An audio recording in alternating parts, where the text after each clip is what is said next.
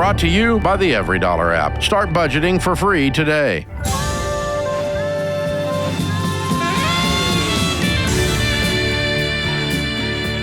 Normal is broke and common sense is weird, so we're here to help you transform your life. From the Ramsey Network and the Fairwinds Credit Union studio, this is The Ramsey Show. Dr. John Delony, #1 best-selling author, host of the Dr. John Delony Show, Ramsey personality. He's my co-host today. Open phones here at 888-825-5225. The call is free, and some say the advice is worth exactly what you pay for it. Joshua is in Dallas. Hi, Joshua. How are you? Oh, I'm more blessed than stressed. How are y'all? Just the same, sir. How can we help? Well, first of all, I just want to say that my wife and I actually, back in 2022, stopped by the Ramsey Show, watched y'all live, and it was you and John. And, man, y'all were just the kindest people, and you left a huge impact on me and my family. And well, thank you. I don't think anyone's ever called us kind. That was awesome. Thanks, man. Yeah, absolutely. Maybe John, but not me. Well, my wife and I have about $297,800 in debt, and our expenses are about to increase more than we bring home. And so we have a 5-month-old daughter who's about to be going to a nursery, and that's going to cost us about $1,300 a month, which is going to put us upside down about $700 a month. Right now, I am on the road every day for about 2 hours and 15 minutes to 2 hours and 30 minutes driving to and from work to make $55,000 before taxes. I bring home about 40,000 or so. Truthfully, I'm wanting to know the best way that I can clean up this mess. I'd love to find a way to not have to drive as much so I can be home with my wife and baby. I know there are jobs out in my area where I can make just as much, if not more, and not be on the road. I've put in applications places, but I'm not really seeing a lot of traction with any of that. Okay. All right. So what kind of debt do you guys have?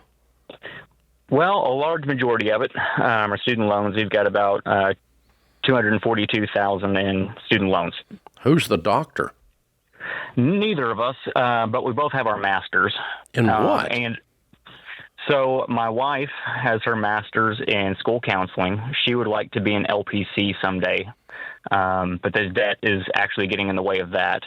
And I have my Master of Divinity, where I'd like to go, and I'd like to be a lead pastor. My hesitation with doing that right now, unfortunately, is, we can't really take a pay cut. So I know whatever job I end up in is not going to be my forever job right now, but we have a mess to clean up, and I'm ready to work. Are you working a pulpit on the weekends just to serve? I do serve. Yes, sir. I mean, are you speaking? Are you preaching? No, sir. Okay. You need to be if you want to be a pastor someday. Yes, sir. Yeah. I'm in communication with some pastors at my church now for some opportunities, and even some like scholarly research opportunities as well. Which scholarly research opportunities won't get you into a senior pastor role. Yes, sir. No one out. No pastor search committee has ever gone, oh, he's a scholarly research guy. It's never happened. They want to see you preach, and can you serve their local congregations? What they want to see. And many churches will pay you well more than $50,000 for that. Way more. Way more.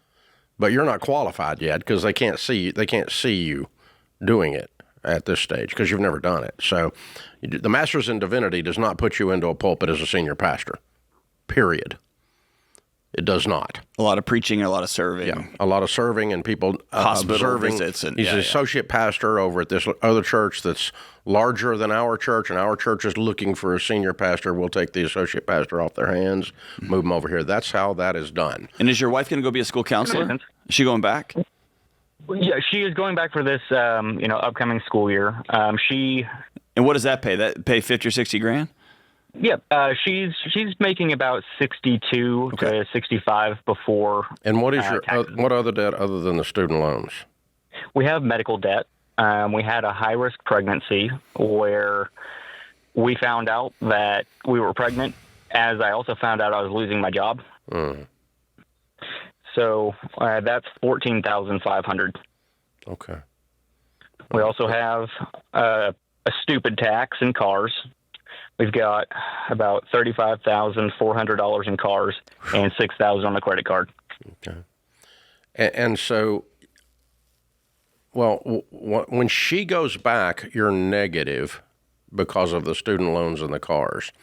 So, there's a couple things going on. I don't want to drive 2.5 hours for anything, okay, period, if I'm you. So I'm looking for a new position today. I'm going to work diligently and get to be near my home. Or I'm going to move next to the work, but I think instead you need to find a new job. And she's got a job that's close by at her school counselor, right? Yes. Okay, so you need to find a new job. That's thing one. No kidding. You were already working on that, but that's a big deal because that 2.5 hours gives you opportunity to do other things like a side hustle, which can add money to this. You got to sell a $35,000 car. It's gone. It's got to go, obviously. And by the way, that's going to help you get right side up because that payment happens to be over $500, doesn't it? Well, it's two cars. It's her car payment is about $400. And I'm blessed that my grandmother is actually paying for my car. If something happened to her, I would sell the vehicle. My car engine failed and I, fell into the shiny trap. Okay. So what do you owe on your wife's car? On my wife's car, we owe $17,000. Yeah. Okay. Well, you're going to have to pick up extra jobs. You're going to have to get closer to home so you can do that to get this thing right side up. And you're going to have to start talking about shedding some things. And and Granny paying for my car is not sustainable adult behavior. I would agree. So short term, we can do that, but I want a plan to be out of that plan. And the plan is not she dies and I have to sell it. That's not the plan. The plan is I want to fix this by getting out of it, get my own car, but that's a little further down the road. Right now, we're trying to get this $700 thing covered immediately, and that comes from selling some stuff and picking up an extra job and quickly as possible finding a new job in the area that pays as much or more. Meanwhile, if you want to long-term work on your career as a senior pastor, you're going to have to start filling a pulpit on Sunday. And that might be the side hustle. Like, I'm going to go find a church that's in between pastors, and I'll preach on the weekends. We'll come up with a dollar amount, and I'll be there 50 weeks out of the year, and that's just that. A lot of churches will do that. A lot of churches do that, and I don't know anybody, not a person, do I know right now who has gotten a job by a cold application. No. They are knocking on doors and they're shaking hands. I regularly get emails from former higher ed colleagues who are looking to move to a new school, who are looking to get out of working at university systems, and saying, hey, can you put in a word for me here? Can you call this person from here? It's all jobs right now are network. Yep. All of them. We're going to send you a copy of Ken Coleman's book, The Proximity Principle, which explains that. That is how you get a job. It's not by filling out applications. Filling out applications is a complete waste of time. For the sake of your family, you got to start shaking hands, making phone calls, and sending text messages.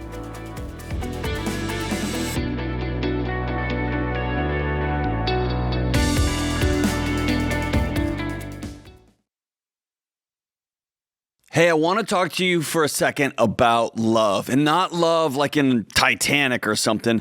I mean responsible love, the kind of love that moves you to take care of the people closest to you. And one of the most important ways to show that kind of love is by having term life insurance. If you have anyone depending on you, a spouse, kids, anyone, you need term life insurance. Term life insurance gives your family real protection if the unthinkable happens, so they can spend their time grieving and not worrying about how the bills are going to get paid. Xander is a broker who works for you, shopping the top companies to find the right coverage options for your needs and your budget. In many cases, there are options available with no medical exam and instant approval. My wife and I had term life insurance through Xander for years, long before I worked at Ramsey, because we trust them. Getting term life insurance is a way of saying I love you when you can no longer say it yourself. Go to Xander.com or call 1-800-356 888-866-4282 to find the coverage that fits your family.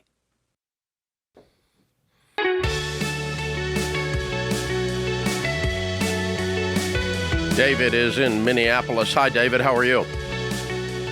I'm doing fantastic, John. Dave, Dave, how are you doing today? Better than we deserve. What's up, man? Yeah, so my wife and I, we've been listening to you guys for a while, following along, and we're into step 4 now. Good. And we've, in doing so, we started actually reffing youth sports was our side hustle, and we're curious. Do you, when you get to step 4 and you're looking at saving the 15%, do you keep up with the side hustle and the overtime, and do you include all of that intensity when you get into that 15%? Because it kind of drastically changes the number that we're looking to save. Through that. Well, I mean, you can decide what your career path looks like. I would not sign up for an extra job as my life goal. Sure. In other words, extending it in perpetuous. So no, when we go to baby steps 4, 5, and 6, you move from intense to intentional.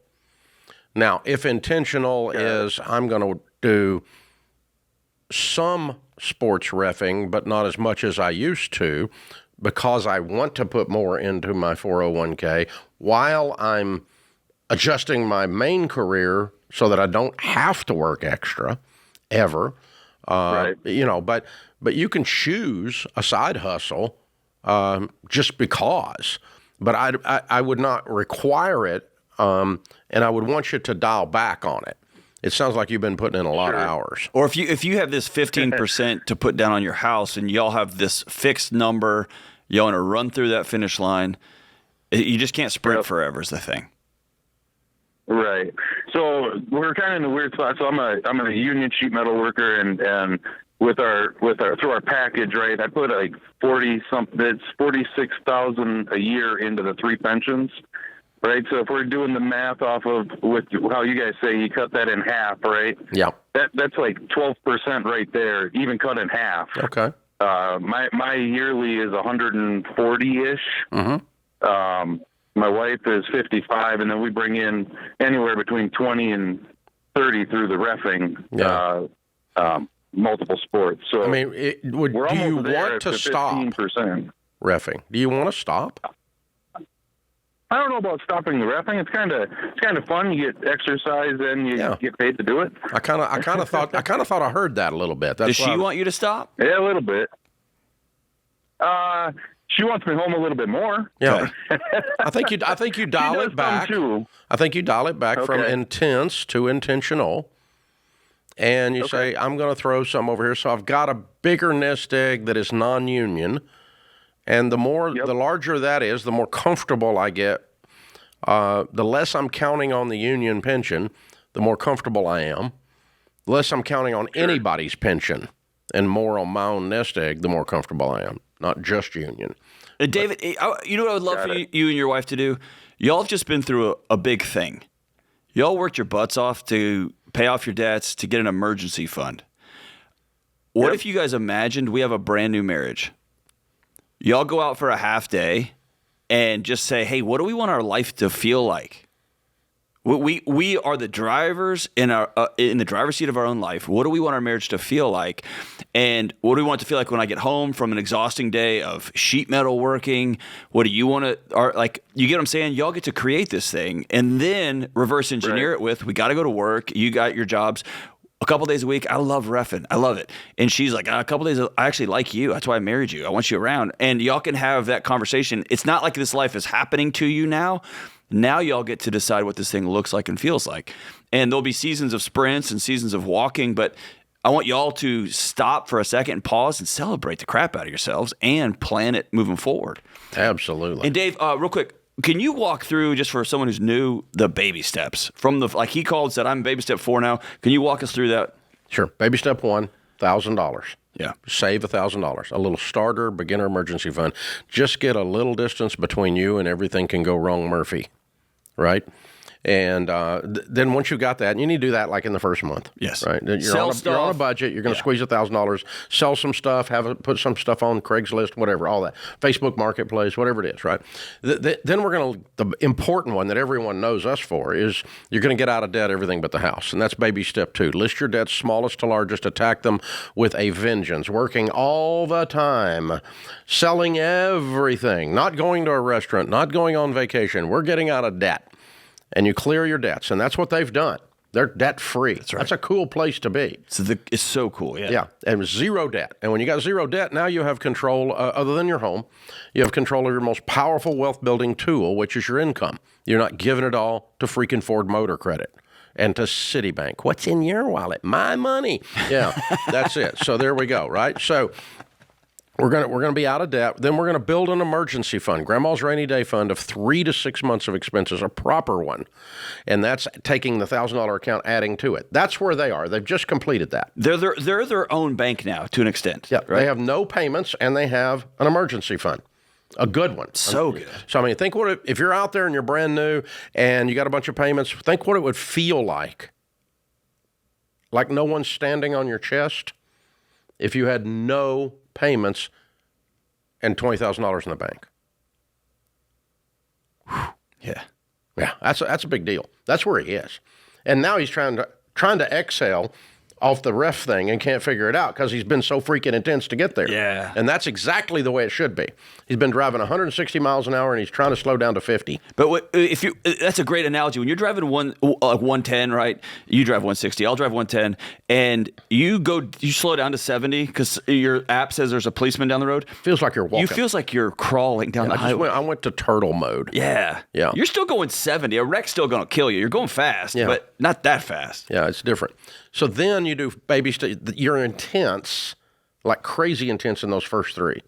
Then you move from intense to intentional, meaning we're going to do things on purpose, but we don't have to be so freaked out. Now we can save up and go on vacation. Now we can save up and move up in car a little bit in cash. Now we can buy that couch in cash. Or like his wife was talking about, now you can just not have to work all the time. We can watch Office reruns together at night, just us sitting on the couch. And where did that come from? I don't. But I like. It's not even about purchasing. You get to decide what you want to do with your life now. Exactly. That's awesome. You decide. So, and baby steps 4, 5, and 6 you do simultaneously. 4 is 15% of your income going into retirement. 5 is save for kids' college. 6 is pay off the house. The average person and 7 is when your house is paid off, just become wealthy and outrageously generous. And be generous along the way, but now be outrageously generous. And so the average person working this stuff, the book Total Money Makeover came out in 2003, 20 million copies now, that outlines those baby steps. Tens of millions of people have done this now. The average person doing it is paying off their home at baby step 6 in about 7 years from the time they start this, going from intense to intentional. Now, that's the average. Some take a little longer, some take a little less. And then that sets you up to be able to invest even heavier than your 15%, and the average person is becoming a millionaire, a net worth of $1 million or greater, in about 14 years. That's what we're seeing. So this is not an easy plan. Sure. It's just one that works every time. Every time. Every single time. That's how you do it, folks. And so these are principles. God's and Grandma's ways of handling money. My wife told a couple of friends of ours this at one point, and I loved what she said. They were in their 30s, and they were like, man, we should have been doctors. We should have gone back to med school. And I am always the eternal optimist, like, why don't you just go? And one of them said, because we'd both be 42 when we graduate. And my wife said, that's not the right, you're not looking at this right. Y'all are going to be 42 anyway. The question you need to ask yourself is, do you want to be doctors when you're 42 or not? The reason I bring that up here is, you're going to be 7 years from now, in 7 years. Do you want to not have a house payment? Because that journey starts today, if that's what you want to do. Exactly. You're going to be you in 15 years. Your spouse and you are going to be married in 15 years. Do y'all want to be millionaires or not? And that journey starts with step 1 today. Yeah. Right? And do we want to be on the same page? Do you want to be on the same page, about same team? The most difficult subject in marriage, which is money. Yeah. Are we going to talk about it? Are we going to get aligned on our values and enjoy each other in the process? These are all the byproducts of what occur on this journey. Yeah.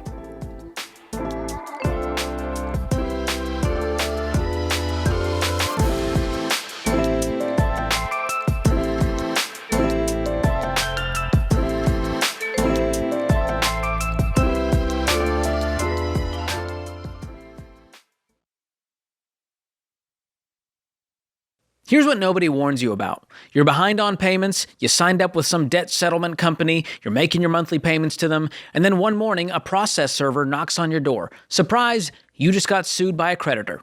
And that company you trusted?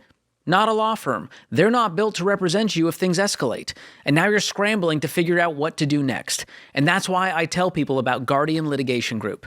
Guardian Litigation is not a call center. They're actual attorneys at a law firm. And from day one, you're assigned a real attorney who can represent you if a creditor takes you to court.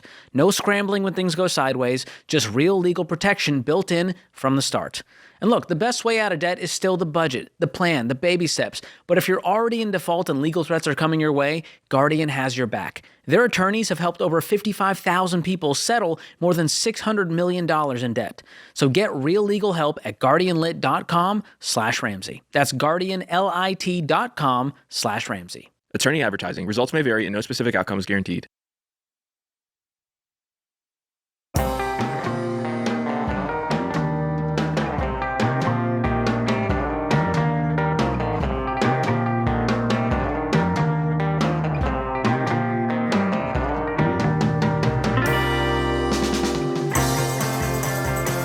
Justin is in Pittsburgh. Hey, Justin, how are you? I'm great, Dave. How are you? Better than I deserve. How can I help? Well, first of all, thank you guys so much for taking my call. I really respect your opinions on all these financial matters. And just real quick, I have a parenting question. My very intelligent, my very hardworking, soon-to-be 21-year-old daughter is going to be a junior in college. And she has informed us that she would like to switch to her third college for this coming year, switching to an online program, and that she is ready to move out of the house. And my wife and I are really struggling with the moving out piece of that puzzle because we don't feel like it's a good financial decision. And I just was hoping to get some input from the two of you. Are we kind of overreacting to the situation? Should we be open to it, or should we be advising her in some way that I just don't know the answer right now? How old did you say she was? 21. 21. She's going to be 21 And she's a junior in college, studying what? She's going to be an occupational therapist. And how's she supporting herself when she moves out? Well, that is the question. She's currently working at a nursing home as like a personal care aide sort of position where she told us she's making about $3,000 a month, which she thinks that's going to be enough to sustain a life. At this point, my wife and I have been cash flowing college for her without a problem. I think we would still intend to do that, but when she talks about moving out, that kind of tells me that she said that she's ready to be an adult, and, that means that she's going to take on more of a financial responsibility, and I don't think that $3,000 a month is going to be enough to sustain that life. This your oldest child? She is. Yeah.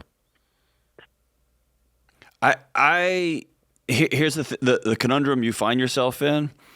Is, are you going to use money as an anchor, or are you going to use tuition to punish, or are you going to look at a legal adult and say, this isn't the decision we would make, but we're going to be your biggest cheerleaders? Because I'll tell you, the greatest way she can figure out how the world works is to go figure out how the world works.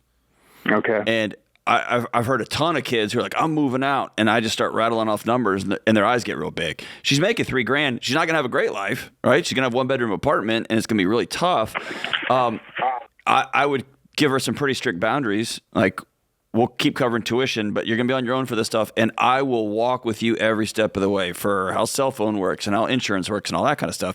The risk you run right now is you say no, and she walks anyway, and you've lost your relationship too. And it's not like she's doing drugs. I mean, she's working in a nursing home. Sounds like she wants to work full time and take classes online. Incredibly hard worker. Yeah, so it sounds like she's a kid. She's bright and she's mature. Yeah, great character. The 100% she should move out, and 100% you should support her. I'm with John on that. The only thing I would do is, let's go shopping for apartments together. And I'll help you build your budget on $3,000. I want you to know what you're moving into. because you don't want to be, if you're going to make this decision, we would rather you stay until you finish college. You know that. And if you want to stay until you finish college, you're welcome. That's what that's your message, right? But if you're going to go do this, let me walk with you.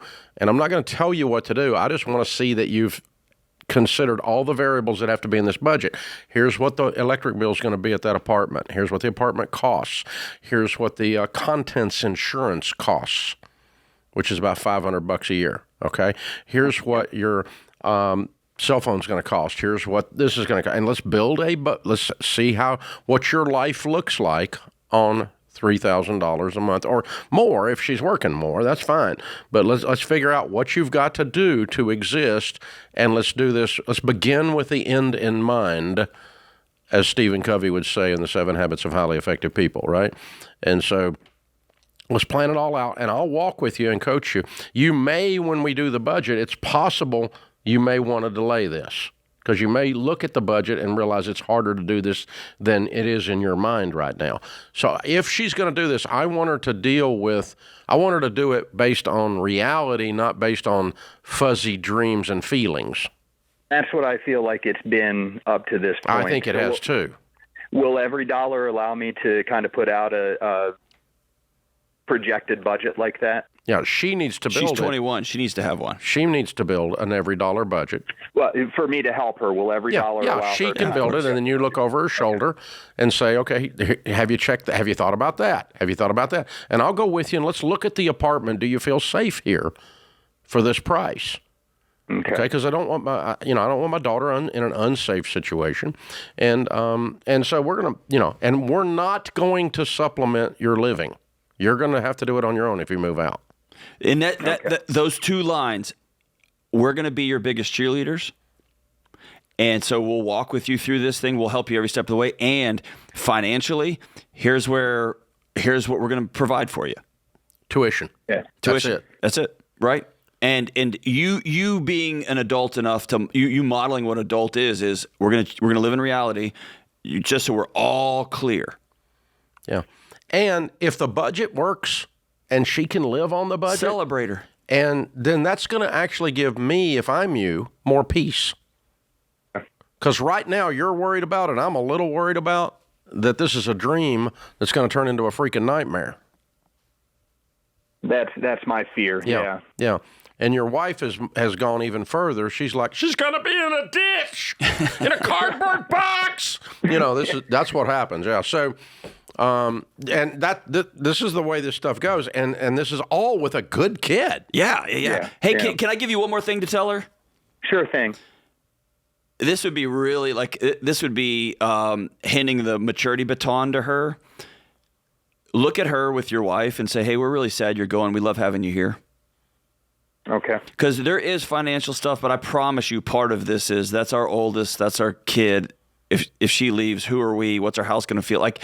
She probably helps. She sounds like a great human being, right? She really is. Yeah. So if you're going to be sad when she leaves, is you raise them to be independent, and dadgum if it doesn't work. I know. Yeah. And so, it never occurred to me in a million years that if I found out about a new hunting or fishing spot, the first person I would think to call would be my 16-year-old son, and it is now.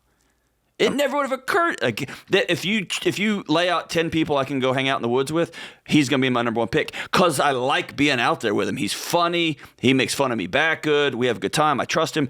All that, it never would have occurred to me. And so if you and your wife are also wrestling with grief, like, oh, our oldest is about to fly the nest, and she had to be, we didn't kick her out. She had to be the one to say, hey, I'm ready to fly.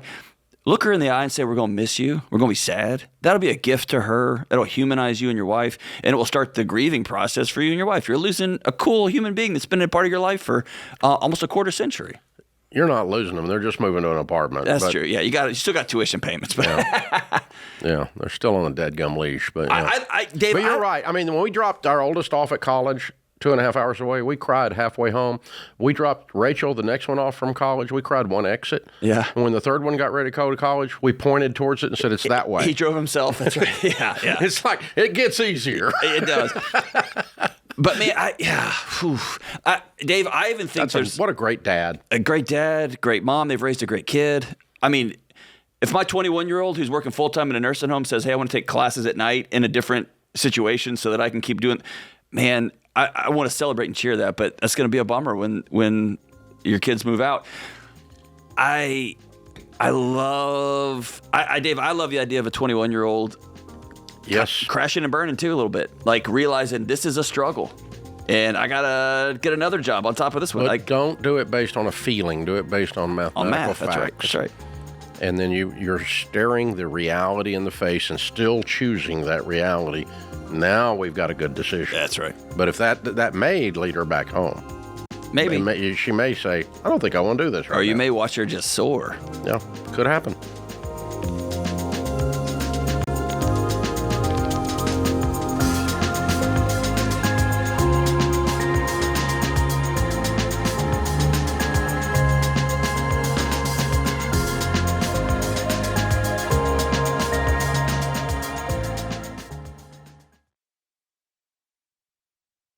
If you're waiting for the perfect interest rate before you buy a home or refinance, that moment may never come. That's why people should talk to Churchill Mortgage, because rates move every day, and when rates drop, buyers flood the market, which means more competition and higher home prices. Smart buyers know they can't time the market. They move with a strategy. Buy the home you can afford now and refinance later if rates improve. Churchill helps you understand what you can actually afford, not just what you qualify for.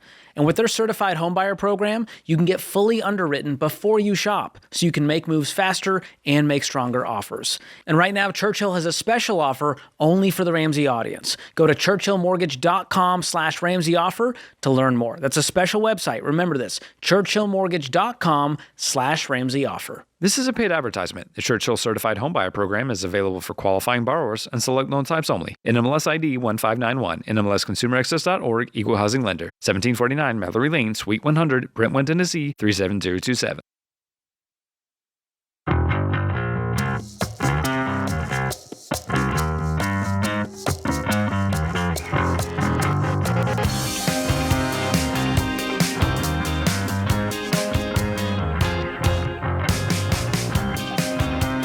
If you're working the baby steps and you're following the Ramsey plan to get out of debt and build wealth, the fastest way to do it is by using EveryDollar. EveryDollar will coach you every step of the way, plus it gives you a detailed plan for your dollars every month before the month begins, and you're on the same page as your spouse. You can track your progress. You can get personalized recommendations, coaching for your situation. We're going to give you the whole Ramsey thing spoon-fed in EveryDollar. And you can start EveryDollar for free by downloading it in the App Store or Google Play. Really important that you plug this in if you're going to do this stuff. Maybe you just enjoy listening to the show. Thank you for doing that. We appreciate it. But if you're going to actually do the stuff we're talking about here, you need to be doing it together if you're married, and you need to be doing it with a detailed plan, and this is the tool, and it's free. EveryDollar for free. Download it in the App Store or Google Play. Rachel is in Nashville. Hi, Rachel. How are you? I'm good, Dave. How are you? Better than I deserve. What's up? So my husband and I'm 26 and he's 23. We are curious as to, we just kind of want your opinion or your thoughts on whether it's better to, buy or build our first home. Mm-hmm. How long you been married? 3 years. What price range are you looking in? See, that's up in the air right now too. There's three options we were kind of thinking of, and it was either to just buy a home and start building equity, a small home, like a 3-bed, 2-bath kind of thing, because he works from home, so he'd need an office. Or we could build a small slab house while we cash flow our barn dominium build that we would prefer to do. Or we could get a construction loan. And those are the three options we were looking into. Last year we made $86,000. He's been doubling his income every year in his business since he started 2 years ago. He made 26 the first year, and then 48 the second year. Good. Good for you guys. Okay. Yeah, so we're on track for about 60. It's really, you're in a good place, and I can just give you the pluses and minuses, and you can decide, all right, which way you want to go. The positives of buying just buying a 3-bedroom, 2-bath and getting started, and then just start piling up some cash and doing the barn dominium as stage 2. Sell that house when you get ready to do the other one, and but just get started in home ownership. It's simple. It's clean. It's not going to extract a lot of bandwidth from your life. Okay. Did you say he started a business? Yes. Okay. Then I'm probably going to go that way if it's me, because I don't want him taking his eyes off this business that's prospering because he's over screwing around building a barn dominium all the time. Yeah. And if you can't do two things at once and be any good at them, okay? So I want him to continue to grow this business. It's the goose, man. It's laying the golden eggs. Let's just kick that thing into high gear for the next 3 or 4 years, and then you can write a check for a good contractor and bring in the barn dominium thing. Now, if you're going to build, the downside is it is a great strain on most marriages when you build a home. You're going to fight. Okay? Yeah. Just count on it because you're going to have disagreements about this.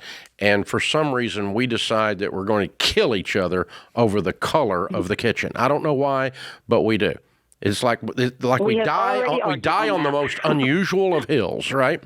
And so you need to back up from that and commit to, we're going to be nice to each other through this process. We're both going to have a vote. You don't get to scream, I deserve this. Either one of you, all that crap, okay? So so then when you do that, then the next thing you need to do is there's 3 things that drive a build. Otherwise, you're going to drive yourself crazy, and you're going to have scope creep, and then things going to end up being a financial nightmare. One is you lay out a detailed blueprint of exactly what we're going to build. And you go over it and over it and over it and over it, and you tear it up and you do it again. And if it is very cheap to build a house or a barn dominium on paper. And it's very cheap to change it on paper. But if you make it up as you go, it's super expensive. 73,000 change orders, right? No. Yeah.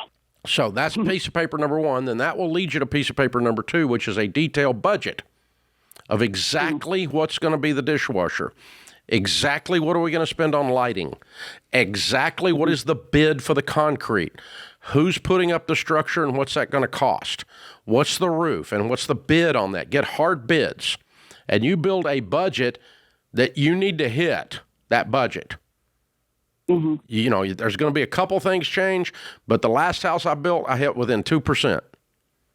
Because we made the budget in great detail before we broke ground. Okay, in detail. And we're in agreement on that, Sharon and me.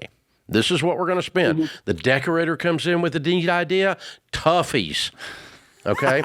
Toughies. This is what the budget is. We decided ahead of time, decorator, you're going to operate within the budget. You don't get to set the budget. Contractor, you're going to operate within the budget. You don't get to set the budget. So these are the pieces of paper we managed to. Then the third piece is the schedule. And how long is it going to take to build this? And before we broke ground in June, we knew that February 14th was the day, Valentine's Day, we were going to start installing trim. We knew when the plumbing rough-in was going to be done. We knew when the roof was going on to the day. It was all scheduled out throughout the next 14 months. And we built we ran a 14-month schedule and finished it in 12. We came in within 2% of budget, and we finished with early. And the builder loved us because we actually did what we said we were going to do. We didn't drive him crazy. There was very little drama. All the drama happened on the paper before we broke ground. So budget, blueprint, schedule, and then freaking stick to them. Otherwise, this thing will cost you twice as much as it should, and you're going to go broke doing it. But I recommend that be your second project, not your first. Your first one should be you guys go buy a house and grow a business. Dave, I think you just broke her brain a little bit.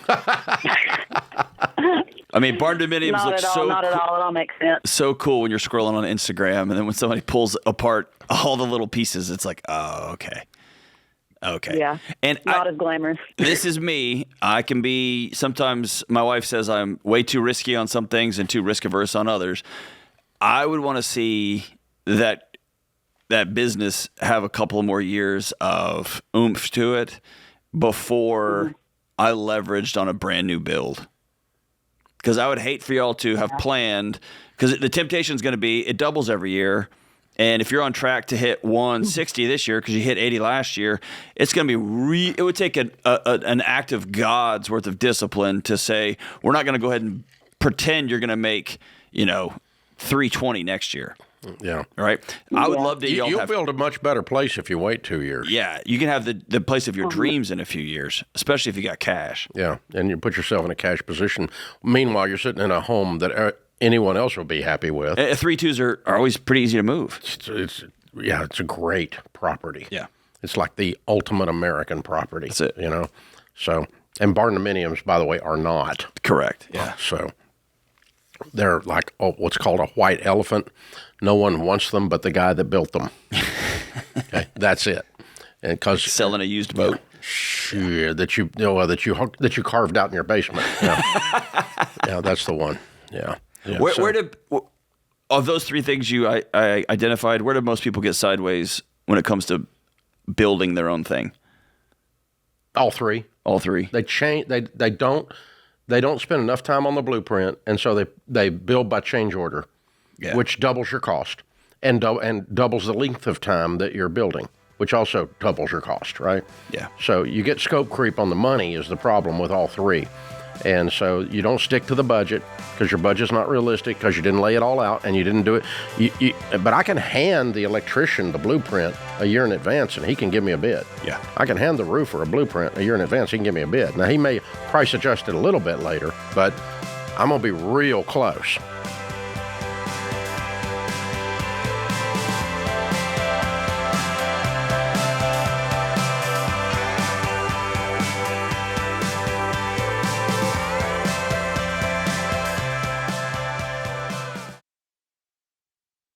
Okay, guys, let me ask you something. What would it take for you to switch your bank? Because if you're still earning next to nothing on your savings, you need to check out Fairwinds Credit Union. And I know what you're thinking. It might sound like a hassle. Moving your direct deposit, updating bills, getting a new debit card feels like a lot. But here's what most people don't realize. Staying where you are could be costing you hundreds of dollars every year. Y'all, the average savings account pays less than 0.5%. So let's say, for example, you got $20,000 saved. You might earn around $70 a year. But with a Fairwinds high yield savings account earning 3% APY or more, that same money could earn you over $600. And that's real money that you can use towards the baby steps. So don't let temporary comfort keep you stuck. Check out the Smart Bundle from Fairwinds Credit Union. You get a high-yield savings account, a no-fee checking account, and the Ramsey Be Weird debit card. Go to fairwinds.org/Ramsey to learn more and make the switch today. That's fairwinds.org/Ramsey, insured by the NCUA.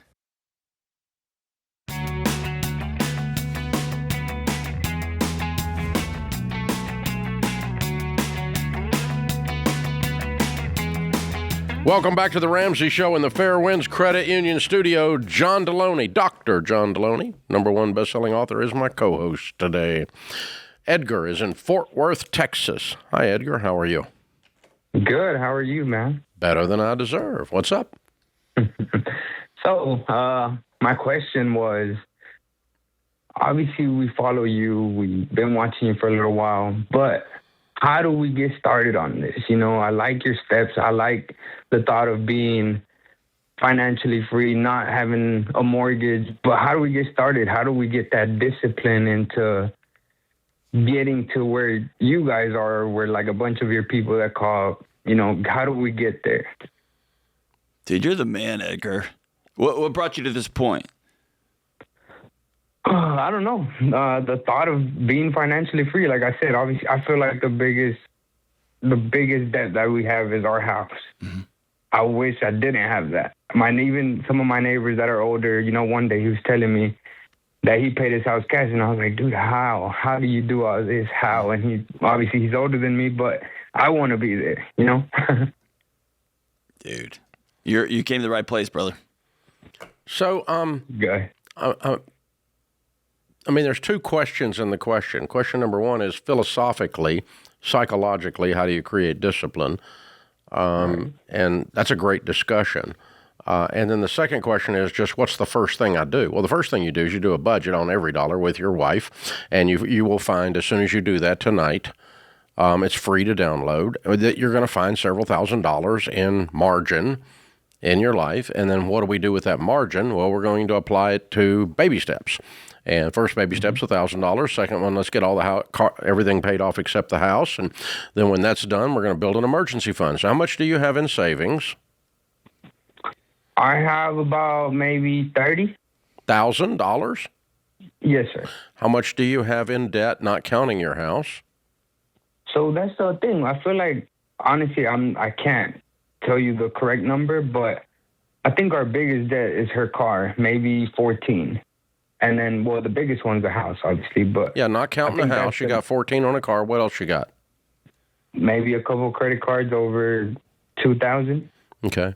Well, the first thing you do if you're lost is you have to find that sign in the mall that has a red arrow on it that says you are here. And that means you need to get a detailed list out and figure out where you are exactly. And you and your wife go over that. You say, okay, here's our debts. We've got these 5 debts, and to the penny, figure them out. What does it take to get debt free? Okay. And it sounds like $30,000 will get you out of debt. It does, but it's also, like you said, I think it's more of the mindset of like, okay. I know that, but I'm talking about the money. You got the math here. I'm not talking about your brain. I'm talking about your math. The math is, once you decide to do this, and the two of you are sitting down looking at your every dollar budget, I would write checks and be debt-free today. Yeah. And then, knowing that I'm going to live on this budget without any payments, and I'm going to rebuild my emergency fund as baby step 3 of 3 to 6 months of expenses. So as soon as you write checks and you're debt free, you're going to be working on baby step 3. And when you finish that, which will just be a few months, then you will start your investing in baby step 4. And you just start following the stuff you hear us talk about here on the air in detail. But if you don't think you're going to follow through, you won't start. What's your hang up with the discipline part? I don't know, honestly. I feel like coming from nothing, I mean, I'm not rich. We're not rich. We don't come from rich parents, none of that. So saving up, even to now, 30 grand, the fact of knowing that, okay, I can be debt free, but it took me so long to get there. So what's your income? Grand. I think together we're like 120 was what we made last year. Okay, so if you didn't have any payments but a house payment, couldn't you save some stinking money, Edgar? I mean, mathematically? Hello. Yeah, sure you could. Here's the thing I think you're struggling with. My dad was a policeman. My wife's parents were teachers. We didn't even know what it was going to feel like. And I grew up, you probably grew up in a home where those people had that kind of stuff, not people like us. Right. And you probably got boys that you ran with, and you've got survivor's guilt, and you got the we got out guilt. All that stuff is going to hold you back. And so here's what I want to tell you. You got to be led with math and with a plan, and you can't let your feelings dictate what you do next. The thing about discipline is I can't be swayed by motivation. I can't, because take exercising. I'm pretty disciplined when it comes to my exercise. If I waited to be motivated, I would never work out. Because you know what I'm motivated to do? Sleep in and eat ice cream for breakfast. And gummy bears. Because all 3 of those things are awesome. But I have an end goal, which is I want to be able to roll around on the floor when I'm 85 with my grandkids. And so I don't wait for motivation. I don't wait for feelings. I do the next right thing. And that next right thing is the plan in front of me. And I know you could do it. I know you can. So the math says you can do it, and you're a guy that was able to save $30,000. So I don't know why you couldn't save $30,000 really fast.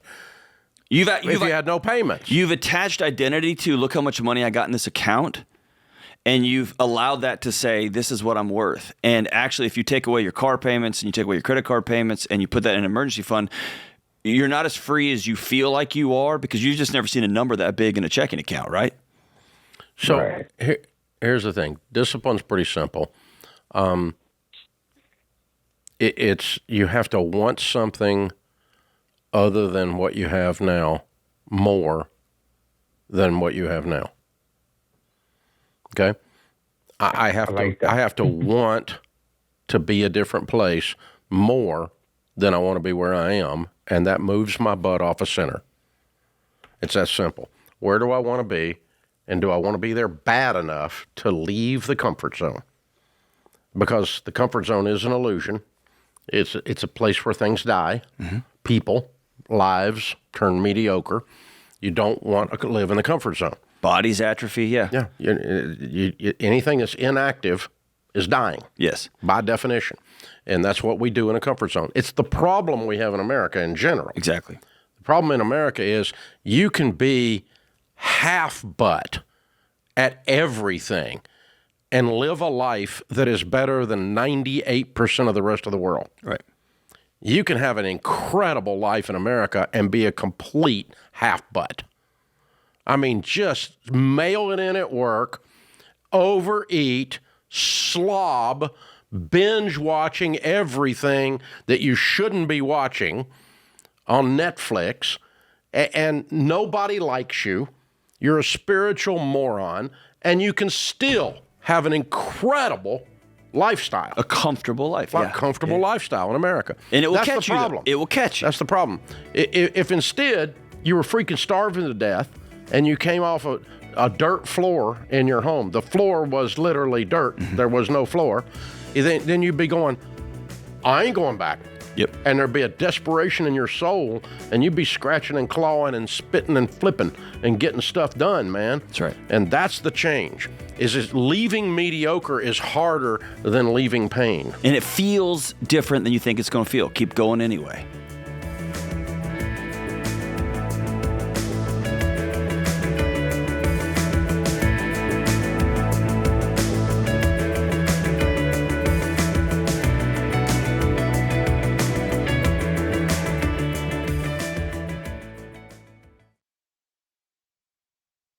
When I started, I had great ideas and I knew how to serve people, but I didn't have systems in place yet. At that time, I sold books out of the trunk of my car. It was a lot harder to start a business back then. Shopify makes it easier. Shopify is the business platform powering millions of businesses and about 10% of all e-commerce in the United States. If you've got a product or even just an idea, Shopify makes it simple to get moving. You can build a storefront, write product descriptions, and even improve your product photos all in one place. You don't need 10 different systems duct taped together. Shopify handles everything you need to make sales, from payments to marketing and analytics. Plus, that purple Shop Pay button is one of the best converting checkouts on the planet for fewer abandoned carts.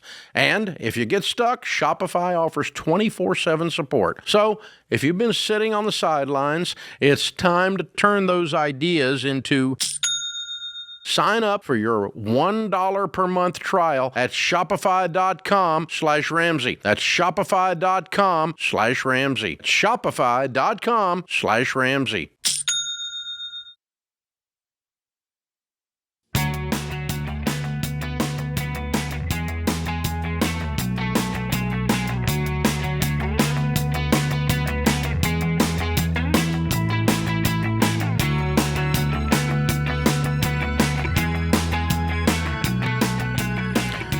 Today's Ramsey Show question of the day is brought to you by Why Refi. Defaulted private student loans can derail your money plans, but Why Refi helps borrowers explore refinancing options designed to get them on track again. Learn more at whyrefi.com/Ramsey. That's the letter Y, REFY.com/Ramsey. Might not be in all states. Today's question comes from Antonio in Pennsylvania. He writes, I'm 21 and I graduated from college this month. I'm about $50,000 in debt and I've not started investing yet, but will when I start my new job. What advice would you give recent college graduates on what we can do to be smart early and set ourselves up for success? Maniacally, as crazy as you can. Your friends are going to think you're nuts. Your parents are going to think you're nuts. Your old professors will think you're nuts. Do whatever you can to get this student debt paid off as quickly as humanly possible. Make an obnoxious plan. Get your first job and then get a second job. Because here's the thing. And then get a third job. For recent college grads, students used to always say, hey, I'm going to take a year off and then I'm going to go get my graduate degree or whatever. I would always tell them, just go do it, because when you graduate and get your first job, your body will adjust to busy. And so if you go get your first job and you go ahead and get a side hustle and get a job on the weekends too, you're 20-1. You got this thing called energy and you got a metabolism. You can eat Arby's and Taco Bell and still be fine. Here's the thing. It is gross. It would cost me a week of my life to do that now, but you're 21, you can get away with it. It should. Just work maniacally, because you're going to adjust to, you're going to be tired no matter what you do. You're going to adjust to tired. Just go work like crazy and look up at 25, have a whole bunch of money in your emergency fund, have no money that you owe anybody, and then start investing and you'll be a jillionaire. That's what I would tell you to do. What do you think, Dave? Exactly. That's exactly what I would do. And don't buy a car. God help you. Dave, I left college. Number one thing we do, we go, I'm out of college. I've got an adult job. I'm going to get an adult car payment. That's a dumb butt idea right there. I was driving like a Tercel, 88 Tercel hatchback. And when I graduated college, sexy. Dave, I doubled the amount of debt I had after my first year out of college. And it was for cars. With a car. I'd never said no to myself. I was rich. I was making whatever, 40 grand a year. I thought I was a millionaire. Please, God, don't buy anything. Don't buy a car. Number one mistake people make in the first 2 years out of college is they go buy a new car. Put every spare penny, pay the student loans off. Yep. Drive the hoopty. Drive the hoopty. Shut up. Ride the bike. Keep doing it. Drive the hoopty. If you'll drive like no one else and work like no one else, later you can drive like no one else and work like no one else. And people will tell you, you got to rest. You're 21. Oh, work like a maniac. Work like a maniac. Don't be a wussy. Don't be a wussy. You need to rest. Oh, give me a break. No. Get it done. Yes. Get it done, man. And I'll add something else. I just finished this big project, Dave. Go on dates. That's another good thing. It's a good investment for your life. Find somebody to marry. Cheap dates. That way, if you're driving the same car and you're going on cheap dates, you'll know she really likes you. Yeah. So yes, do it. Because dude, if Sheila went out with you and you're driving a hatchback, that's how I knew. I knew this girl's with me. You were just a handsome stud because that car wasn't. She is ride or die because that's the car we went on dates with. Or you're in a bad way when she's like, "Hey, what if we just took my car?" And her car was a used Camry. It wasn't like we were cooking. But no, I knew that girl liked me because of my car. Sharon and I had a 1974 Monte Carlo. It was 1982, by the way. But we're on our second or third date, and that thing had 480,000. I mean, it had 200,000 miles plus on it. It had been hit on every side and fixed. I was on the third transmission and the second engine since I had bought it. I mean, I ran that car. That's the most East Tennessee thing I've heard today. And so we're on the third date, and I'm explaining to her, I got $1.12 in my checking account, right? And I'm explaining to her how someday I'm going to be a millionaire. And we went across the railroad track, and the muffler fell off my car. And I rolled up under the car with the toolbox, put it back on because I'd done it before, and we'll do it again after that too. And she's like, "Oh, he's the one." Yeah. How did that happen? I'm marrying potential. How did that happen? Well, it worked out for her. Rick is in Atlanta. Hey, Rick, what's up? I need your help, Dave. Like Princess Leia says, Obi-Wan, you're my only hope. We are in a position where we thought we would not be. We've paid off everything. We have no debt, no mortgage, no nothing. Good. But we're in the process where, thanks to age and other things, we're needing to downsize and get a different house. Okay. We tried to get a HELOC to go ahead and pay for the house that we were thinking about, but because we have no credit score. And so no one will loan us money because we have no credit score. So we're hoping to sell our house and use the proceeds from the house to pay for the house that we're going to buy. I'm 65. I'll be 66 at the end of August. How much in your nest egg? 69. Hello? I took a chunk out of a 403B to pay off the mortgage, and we've just been. How much in your nest egg? Not enough. Honestly, I don't know. What's not? I mean, some people think $2 million is not enough. What is in your nest egg? Is it 50,000? Is it 800,000? Is it $1 million? actually, we don't really have one. We've got some cash on hand, but we don't have that much money. I have the pension that comes in. I have my wife and I. We do Social Security. And so you cleaned out all of your retirement savings, and you have none in order to pay off your mortgage. No, we've paid off the mortgage. I know. You said you took the money out of the 403B to do it. Right. And now there's nothing in the 403B? There's very little. Very little. Like 50 grand? We took a calculator. Less than that. Okay. All right. That's I got the idea. That's close enough. Okay. So that's not a source of money. What's your home worth? Last year it appraised a little over 4, but it's not in the best of shape, so we're probably going to be less than that. Okay. And so how are you going to sell it? We're going to do what we can. We're clearing stuff out. We're going to try and get everything out and get it as best shape as we can to get it fixed and just sell it as is and hope for the best. Have you already signed a contract on a new place? No. Okay. No. Okay. So, listen, dude, you're broke. You have no money except this house and a pension that's coming in. And I don't want you to have a home equity loan. Because if the other deal, if it doesn't sell, you're going to have a home equity loan for 5 years if this doesn't sell. And so I wouldn't go with this plan at all. No, I wouldn't do this. What I would do is put your house on the market and sell it and go rent something with the cash in your pocket for 6 months, and or put your house up for sale, and then when it does sell, run buy something and set up a simultaneous closing.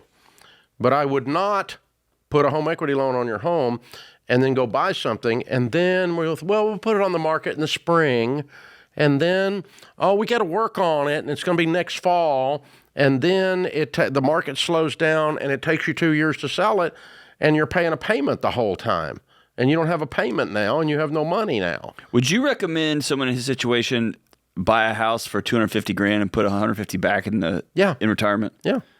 Put it back into investments. I don't know if you can put it into retirement or not. But investments for a nest egg, so that you're not broke. He's talking about moving down. You're right. So I'd fix this house up as much as you can, get it ready, get it market ready, get a Ramsey trusted real estate agent to come over and talk to you about it, what you got to do to get it ready, what you put it on the market for, put it up for sale, and when it sells, delay the closing as long as you can, and then go out with money in hand, buy another house contingent upon your house closing the same day, and you close it with the money from the sale of your house. I would not borrow money, period, in this situation. I wouldn't borrow money, period, but I certainly wouldn't in this situation.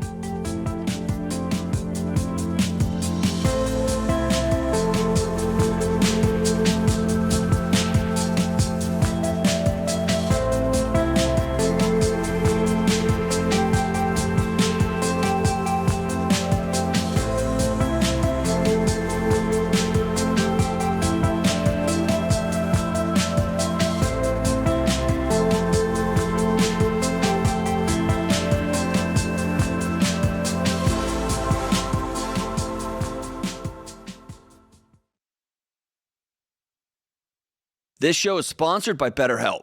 Summer is here, and listen, everything changes this time of year. The kids are out of school, the routines go out the window, you're traveling more, you're for sure sleeping less, and if you're not careful, you and your family can end up running on fumes. Here's the truth. If you don't slow down this summer and take care of yourself, all that stress is not just going to disappear. It's going to show up in your body, in your work, in your relationships, your patience. It's going to show up everywhere. This is why I'm a big fan of BetterHelp. BetterHelp is an online therapy platform that matches you with a licensed therapist based on your goals and preferences. All of their therapists follow a strict code of conduct, and you can message your therapist or schedule sessions right in the BetterHelp app. If it's not the right fit, you can switch therapists at any time for no extra cost. Listen, you don't have to carry everything all by yourself this summer. Go to BetterHelp.com/Ramsey to get 10% off. That's BetterHelp, HELP.com/Ramsey.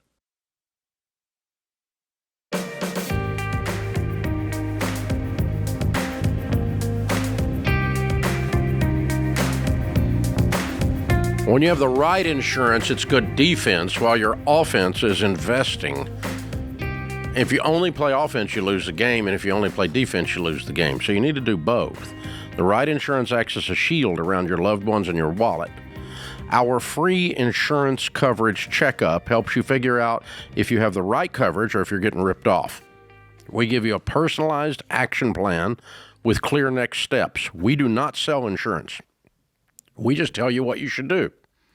Go to RamseySolutions.com/checkup, take the coverage checkup, and find out if you have the right kind of insurance.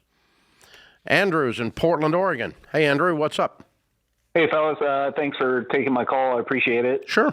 So I recently got into a major accident, and it is putting a financial strain on me in the way of I don't know if I can afford my daughter's tuition anymore.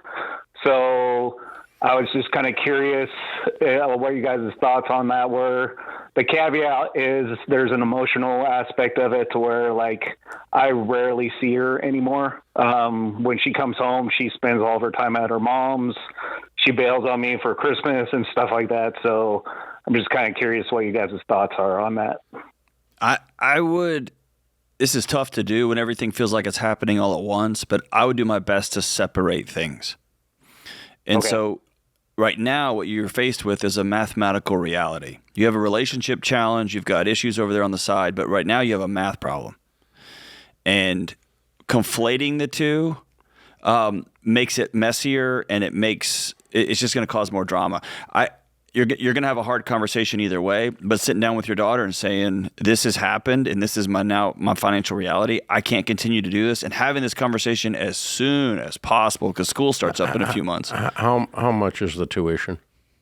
My part, her mom and I are divorced, so my part of it is $12,000 a year. She's going to be. What do you make? So, I was making 75, but the issue is I've been out of work since November because of this accident, so I'm on disability. So are you going to be able? Are you permanently disabled? I don't know yet. I'm still working on getting everything healed. There's lawyers involved, so it's a thing. So lots of MRIs, lots of doctor's appointments. What happened to you? What's broken? I got hit by a boat when I was snorkeling, and I can't say too much because it's still a legal thing, but I'll just say that I got hit by a boat while I was snorkeling. So. Okay. So, I mean, lawyers don't heal you. I'm more trying to figure out, aside from the fact there's obviously a lawsuit and obviously that you're going to get a collection from that at some point, I'm more worried about you. Are you going to be able to get back to work? Is your body healing enough that you're going to be able to do something? I mean, it's been 7 months, and I've had a couple shots, and it hasn't even touched it. So it's kind of looking towards maybe finding a different career path because it's a very physical job that I have. So okay, that's fair. Okay, all right. So you're living on short-term disability insurance, right? Yeah, and I just got kicked to COBRA, my health insurance, so I'm paying for COBRA now. So what is your temporary income? $3,000 a month. Okay. And obviously everyone knows you had this accident your ex and your daughter know that you had this accident, right? Correct. Yeah. Okay. Yeah, and I messaged the mom and said, hey, is there any way that I can help, and she wasn't very receptive. So. Is this part of a settlement or is this just a handshake agreement? This is just a handshake agreement. Okay. Yeah. Okay. Well, I think as soon as possible you call your daughter today and say, hon, I don't have any money. I don't have a job because I've got this, and this wrong from the wreck or from the accident. And for right now, I'm not going to be able to pay your tuition, my part of it. I even if I wanted to, I couldn't. And it really has nothing to do with the relationship. It's just you simply, like John said, you simply mathematically do not have the money. Okay. That's correct? Am I missing something? I mean, do you have $1 million in a bank account I'm missing? No, I had this money set aside. I sold a place and I moved in with a girlfriend, and so I had this money set aside. But how much money do you have set aside from that situation? I have 10 left. $10,000 left from selling the house? Yes, because she goes to a really expensive school. I've already paid $37,500 to help. No. That's not what I'm asking. I'm asking. Okay. You sold a house and you got a lump sum, and all you have left of all that money is $10,000. Correct. Where did all that money go? Tuition. Her tuition. You only made $50,000 on the sale of the house? Yes. Okay.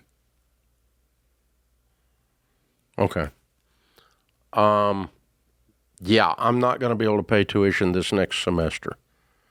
Okay. But until I get an income going and get enough healed, and I have my new career in place and start making some money, I'm not going to be able to help you, hon. I'd like to, and I know that's what we talked about, but we also didn't talk about me getting run over with a boat. Right. And so that happened, and I don't have any income. And I don't have the margin to give you a $12,000 gift right now. And my hope would be that if y'all had the tightest relationship ever and she came and saw you all the time, y'all were always having lunch together once a week, you'd still be having the same conversation. Exact same conversation. Yeah, okay. We're not doing this to punish her for not coming around and ditching you at Christmas. This is just you simply don't have the money. Okay. Yeah, I appreciate that. I mean, if she came around all the time, you still wouldn't have the money. Correct. Yeah. Yeah. Yeah, and just make sure you keep that bucketed separate, and don't. Well, and by the way, you never come see me. This is not the same conversation. Right. Right. Okay. And steel yourself, brother. You know that she's getting an earful from her mom about all the money you got from the sale of the house. It's in some secret account somewhere. And you know that she's a senior. She's going to be upset. She should be upset. All that's right and good and fair. You just have to continue to tell the truth and be a person of integrity. And you're going to weather the storm of an upset 21-year-old. That's part of being a parent. Yeah. Okay. I hate this happening to you, man. Yeah, I'm sorry. I hope you heal. Man. Dude, I've been a diver forever, for decades, several hundred dives, and there's nothing scarier than a boat going over the top of your head. I've never had that happen. I can't imagine it. It's like I'm 40 feet deep or 80 feet deep, and I'm still scared of it. It's not coming down there. It's not a submarine, but golly, that just gives me chills. He was snorkeling, and so he's just below the surface, probably, or right at the surface, and this boat, ooh, wow. Scary stuff right there. Ooh. John's in San Diego. John, what's up? Hey, guys, I really appreciate you taking my call. It's an honor to speak to both of you. You too. You guys are my favorite hosts. Well, thank you. So basically, a rundown. I've been a mechanic for 30 years. I lost my job. I was I know you talk a lot about diesel mechanics. That was my trade. I started a job at $83,000 a year, and I was there for 2 months, and I was very foolish. And I bought a couple items that I've always been wanting. I'm a guitar player. I lead worship at my church, and I think John Delony. I don't know if I've heard you like guitars also, but my wife says I have a problem. But go ahead. I bought a Gibson J45. As you should. And then only if you can afford it, though. But then you lost your job. Amazing, so what's that guitar worth? And then I lost the job. So it's worth, because I was stupid and I actually etched my initials to prevent me from being tempted to sell it. I know it's like, what is it worth? Yeah, well, if you sell it. I'd say around probably $1,300 to $1,500. Okay, and how much debt do you have? I have a total of $12,000. Okay. Yeah, sorry, brother. That guitar's got to go. I've sold guitars to pay bills and to get myself out of credit card mess. I've done the exact thing. I hate it, but you got to.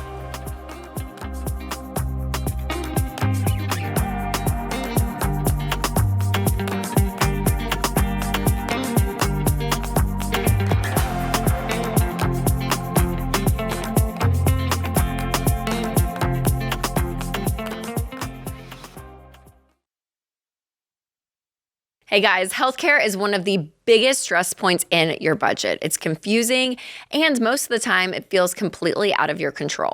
But there is a better way to handle it. Christian Healthcare Ministries isn't health insurance. It's a health cost-sharing ministry where Christians share each other's medical bills.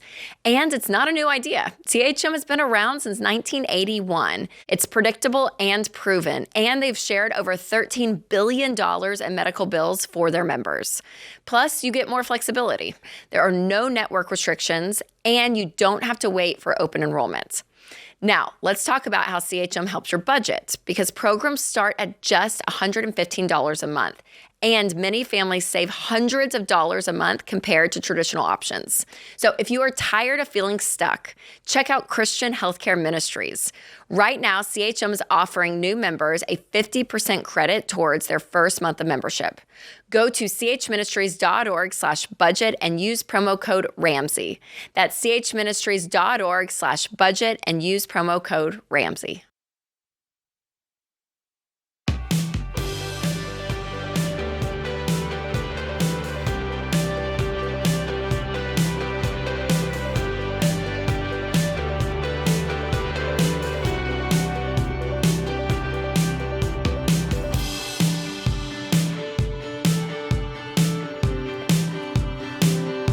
Becky's in Oklahoma City. Hi, Becky. How are you? Hi, I'm good, Dave. How are you? Better than I deserve. How can we help? So my husband and I purchased and remodeled a house, and the first contractor that we hired left the job, which caused us to hire another contractor and pay about an additional $75,000 to finish. Why? And You had you'd over-advanced the first contractor? Yes, essentially. Why would you do that? So lesson learned there. They told us that they had ordered materials and things were being delivered, and of course they weren't. So then we ended up with, no materials and the money paid.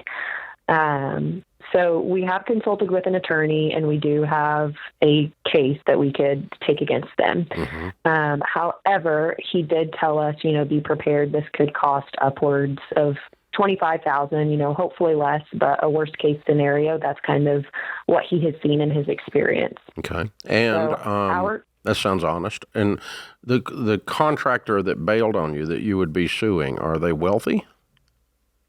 That is our concern. So we originally were a little concerned that they may not be able to pay us. The first refund they offered us was a little under $6,000, which obviously was not anywhere close to appropriate. And so our attorney had asked us some of those questions, and he did ask us about assets they have. We know they do own 2 properties, and those are in the business name. So that's something that we're trying to now take into consideration. We obviously are they mortgaged to the hilt? One of them is paid for in full, but it is a lot that it looks like they're building a property on. And the other one appears to have about $50,000 in equity from what I can find from their current mortgage owed, filed, and then like a Zillow estimate. Is there not a construction loan lien against the other property that they're building on? There is not. Nope, I have not found any liens filed on it. Hmm. How much money did he walk away with? So it cost him $75,000. Yeah. So in the end, but to finish our house, we had to pay an additional $75,000. So what would you'd be suing for $100,000, right? We would be suing. The case would be for $75,000 if we could have them pay attorney costs to include up to that $25,000. That would be $100,000. Yes, if that's what you're meaning. That's what I was going. Yeah. Yep. Okay. Yes. I'm going to sue him for everything. If you're going after him, go after him. Yeah. Absolutely. So, and part of it, you want to be very, very, very sure that they have the money before you pursue this. Right. Or that you could get a property or you can get something out of it, okay? Because if you get a judgment lien of $100,000 against somebody who has no money, it was completely useless. Right. And you're going to find the court system to be a complete pain in the butt. Okay. We have this idea in America that there is justice in our court system, and it's not been my experience. Mm-hmm. And so I avoid it if I can. sometimes I have to defend myself, and I do that all the way to the bottom, right? But you definitely have been wronged. You definitely should be able to recoup the money morally, emotionally, psychologically, financially. But this is going to be 2 years of your life, and it only is going to get you money if they have an asset that you can get a hold of. Right. And that's kind of where we were. Our attorney told us we can seize assets, but okay, do we just file a lien behind You'd have the to, first mortgage, and then if they sell in it, Oklahoma, I don't know what you do. You'd have to ask your attorney. But in most states, Texas you can't, but in most states you would take a lien against that lot that's worth $100,000, and either in turn they go borrow the money and pay you out, or you have a sheriff's sale and you sell the lot, and whatever the lot brings you get. Okay. And then the same thing again until you get your 100. But you're going to be in the foreclosure business and in the taking liens on property business, and because I'm guessing these goobers don't have any money sitting in a checking account. This is not a multi-million-dollar operation. This is a crook. No. Yes. Part of the reason he left is he's incompetent. Part of it's because he's crooked. Correct. Okay, can I throw something else out here? Sure. This is not have anything to do with math, okay? Okay.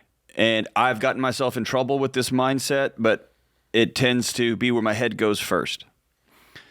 You may not recoup your money if you choose to sue him, but I'm thinking about the family that hires this guy that doesn't have the ability to go track down another $75,000 one day.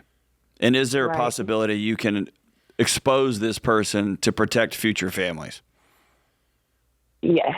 And that has kind of been a thought in our minds as well is, okay, let's say worst case scenario, we broke even, or maybe we're even out a little bit. Could we help protect this from happening to somebody else? Because I'm honestly surprised it hasn't yet,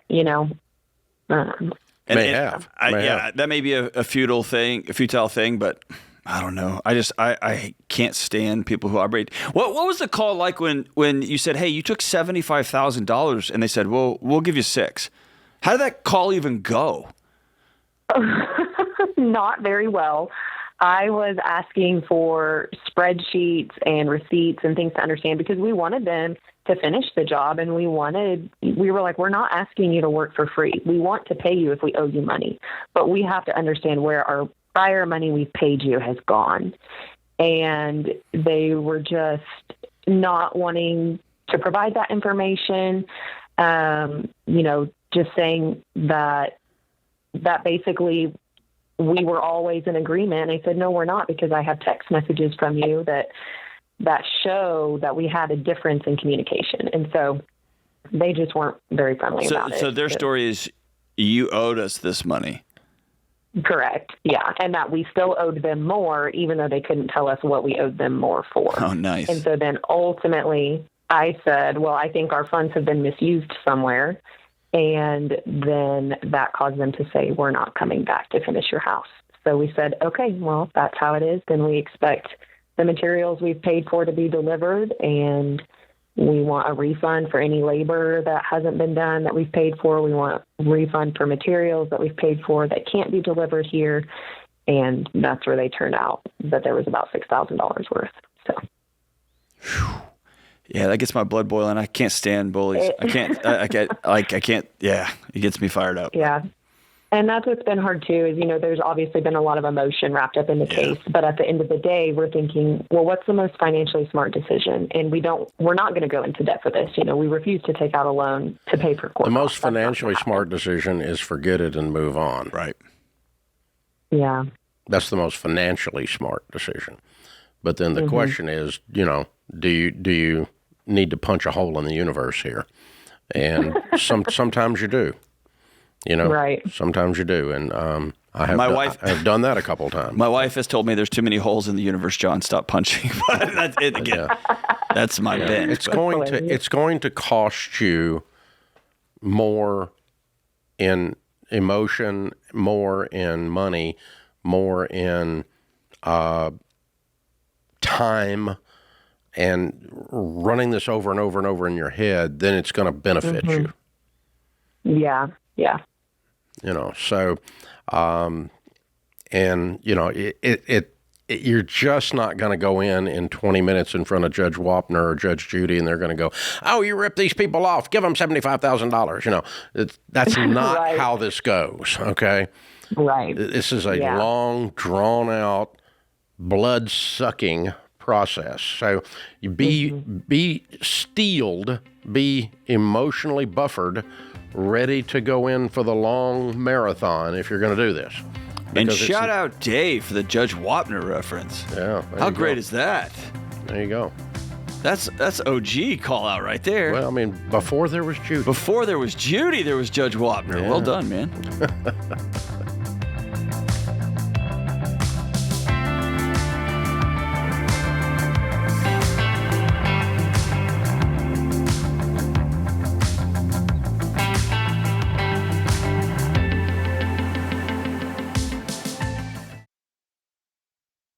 If you run a business, you already know this. Bad information leads to bad decisions. And right now, AI is everywhere. But AI is only as good as the data behind it. The best AI is built on the best data. That's why I recommend NetSuite. NetSuite is the #1 AI cloud ERP, and more than 43,000 businesses run on it, including us here at Ramsey Solutions. Their AI isn't bolted on, it's built in. And it connects everything that runs your business. Accounting, inventory, customer data, all in one place. Because when your numbers are connected, AI actually works like it's supposed to. NetSuite's AI helps flag cash flow problems, spot inventory issues, close your books faster, and cut down on manual reporting. If your revenue is at least 7 figures, go to netsuite.com/Ramsey for a free product tour. That's netsuite.com/Ramsey.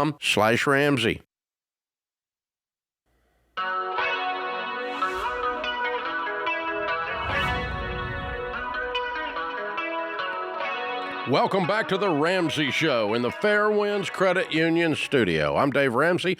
Dr. John Delony is my co-host. Claire is in Charleston, South Carolina. Hi, Claire. How are you? I'm doing well. How are y'all? Better than we deserve. What's up? I really appreciate you guys giving me some advice on this issue. I see a train coming down the tunnel, and I'm stuck on the tracks. My parents are a little bit past retirement age, and they do not have 2 nickels to rub together to make a fire. But they are always coming back to me and relying on me to help them out constantly. I even paid their bills for them for a very long time, all their utilities and what have you for a very long time. And I finally had to put my foot down and say, no more. This is ridiculous. You guys have made a lot of money and got a lot of money, and they just blow every dime there is and keep coming back to the well. But now the well is, hey, I need money for groceries. Hey, I need money for medicine and things of that nature. I'm debt-free. I've saved up. I've done everything. I've went by your principles, and now I'm not sure what I need to do to help them out. What is your nest egg? What's your net worth? Mine is, without my house, I have about 300 saved. I'm sorry, how much again? 300,000 saved with my savings account. And how old are you? I am 45. And what do you make? I make $130 a year. And are you single? I am. It's just me and my daughter. Okay. And how old are mom and dad? Mom has turned 74, and she just went through a really bad bout at the hospital last year where she can't do anything anymore. And my father, he is 69. And he is working part-time, and he has like a bunch of side hustles, but they still owe everybody money and taxes and Social Security, and just they owe everybody money. So they're so stuck. They and owe Social Security? Yeah. How do you owe? So they're supposed to be getting Social Security. I do not know. It was something they did. They were taking Social Security while one of them was working, because they were still working in full time while taking Social Security. I don't know the whole thing, but they just keep looking at me. But they're now getting Social Security checks, right? They are, but they're going to start garnishing all of their money because they owe it back. Social Security. They got an overpayment. Yes. So they're in a really tough spot. And what's their home worth? They have no home. They are renting. And I pay for their car for them, so they haven't got to ever worry about that. So I don't know what else to do to help them. So, wait a minute, you're paying a car payment, or you bought them a car? No, I bought their car. Okay, so they have a car. With cash. Okay. Mm-hmm. All right. But basically, you're sure they have no income coming from Social Security, or this is just the story they told? Well, they have income coming in right now, Mm-hmm. and I'm trying to work with the Social Security Administration to not garnish so much so they can still live. Mm-hmm. And all the paperwork, and I'm working on Medicaid, I'm working on all these things trying to help them out.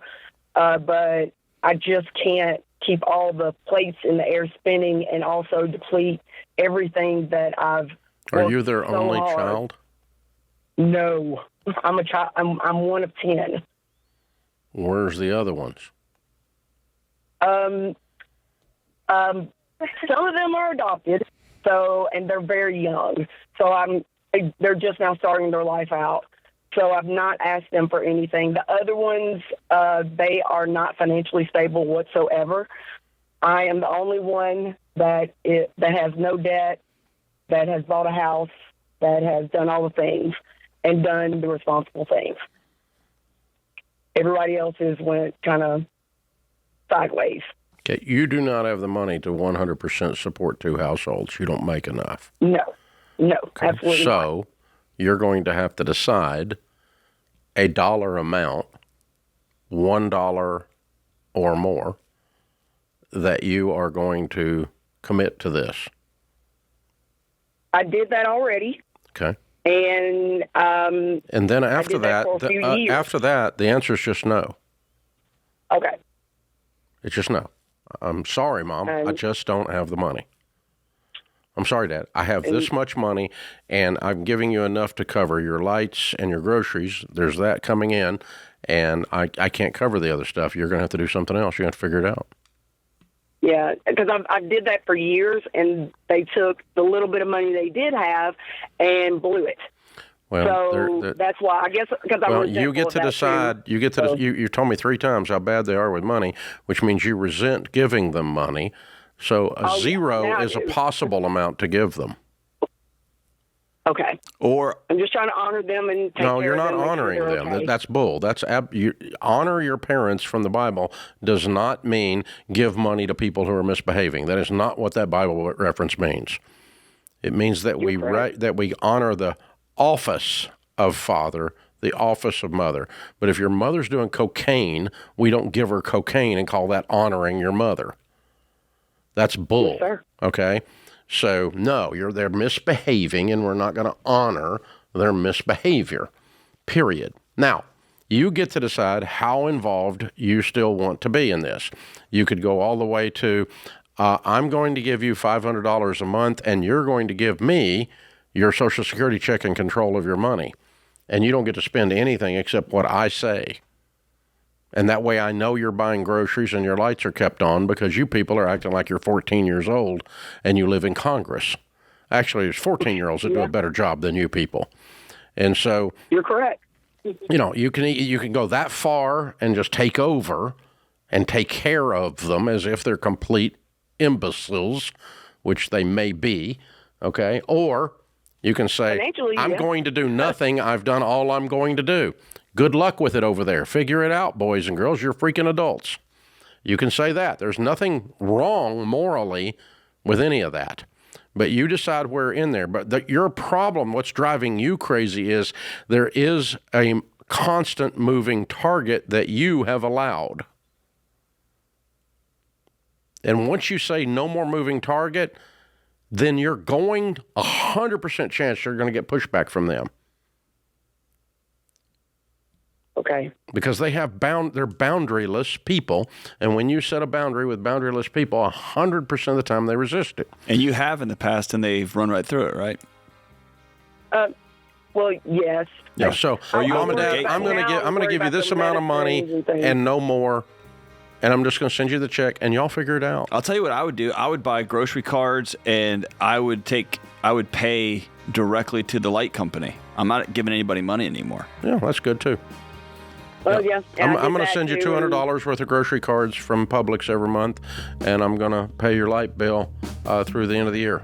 There's no way that you don't feel bad about what comes next. The person I want you to not feel bad about is you. Yeah, 100% chance they're going to piss you off.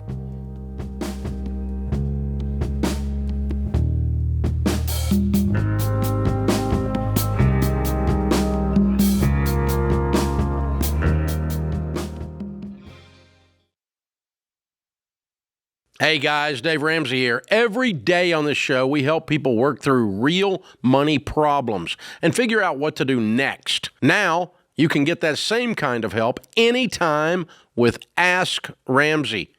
Ask your money question and get answers built on Ramsey principles we use on the show. Whether you're making a decision or just want something explained, Ask Ramsey is here to help. It's fast, simple, and free to use. Go to RamseySolutions.com and try Ask Ramsey today. That's RamseySolutions.com.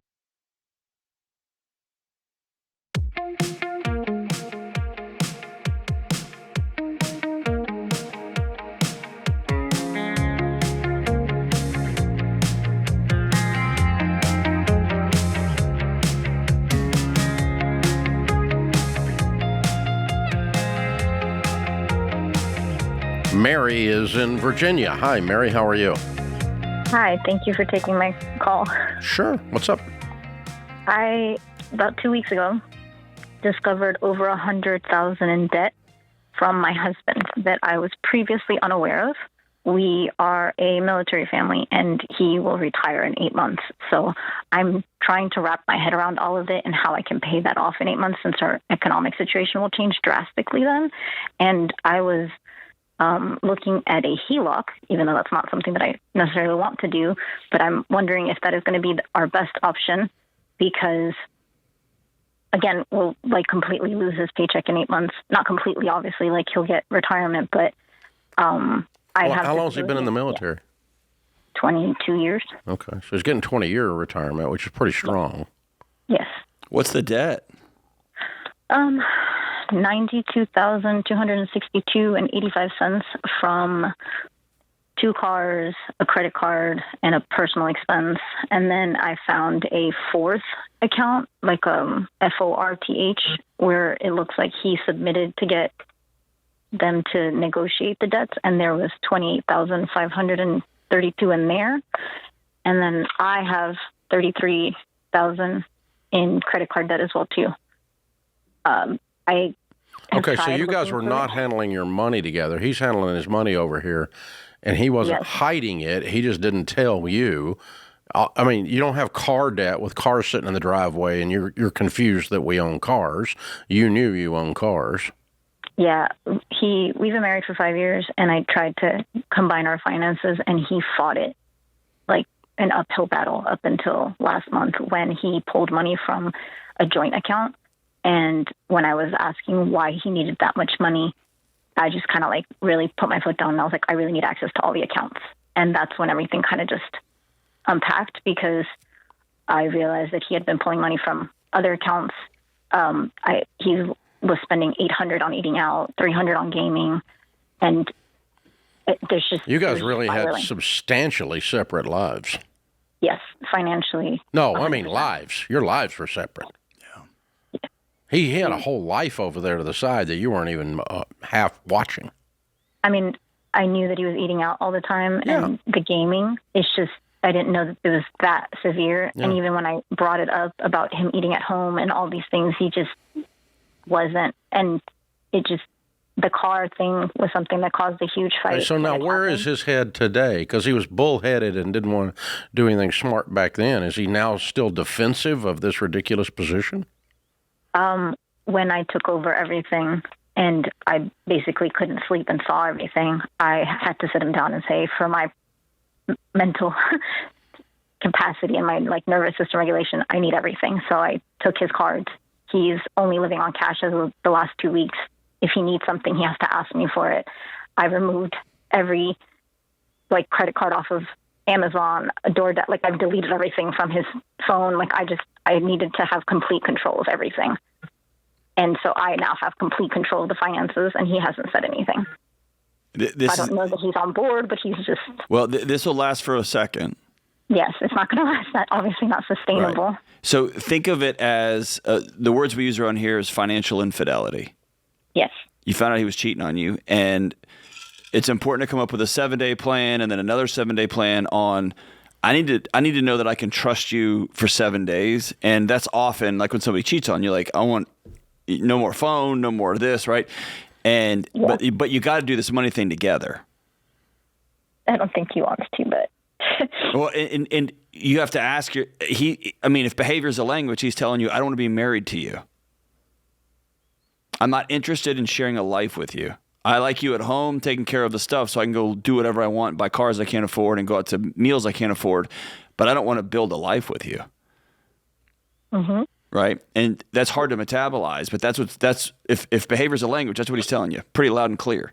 So when you said, hey, both of these cars, we're selling them tomorrow, what's the response? He would ask, how is he getting to work? I stay home with the kids. A bicycle. Right? Because if you sell both these cars, that clears up a chunk of the debt, right? A scooter. Yeah, get him a moped. No, I'm not kidding. I'm not playing at all. Yeah, this is a big deal, but the fracture is, or you're not retiring. You go back, you re-enlist for 4 more years because we don't have the money to retire. Yeah, he can't re-enlist. He's at the rank where he can't. There's a possibility that he could advance in August, but he's not.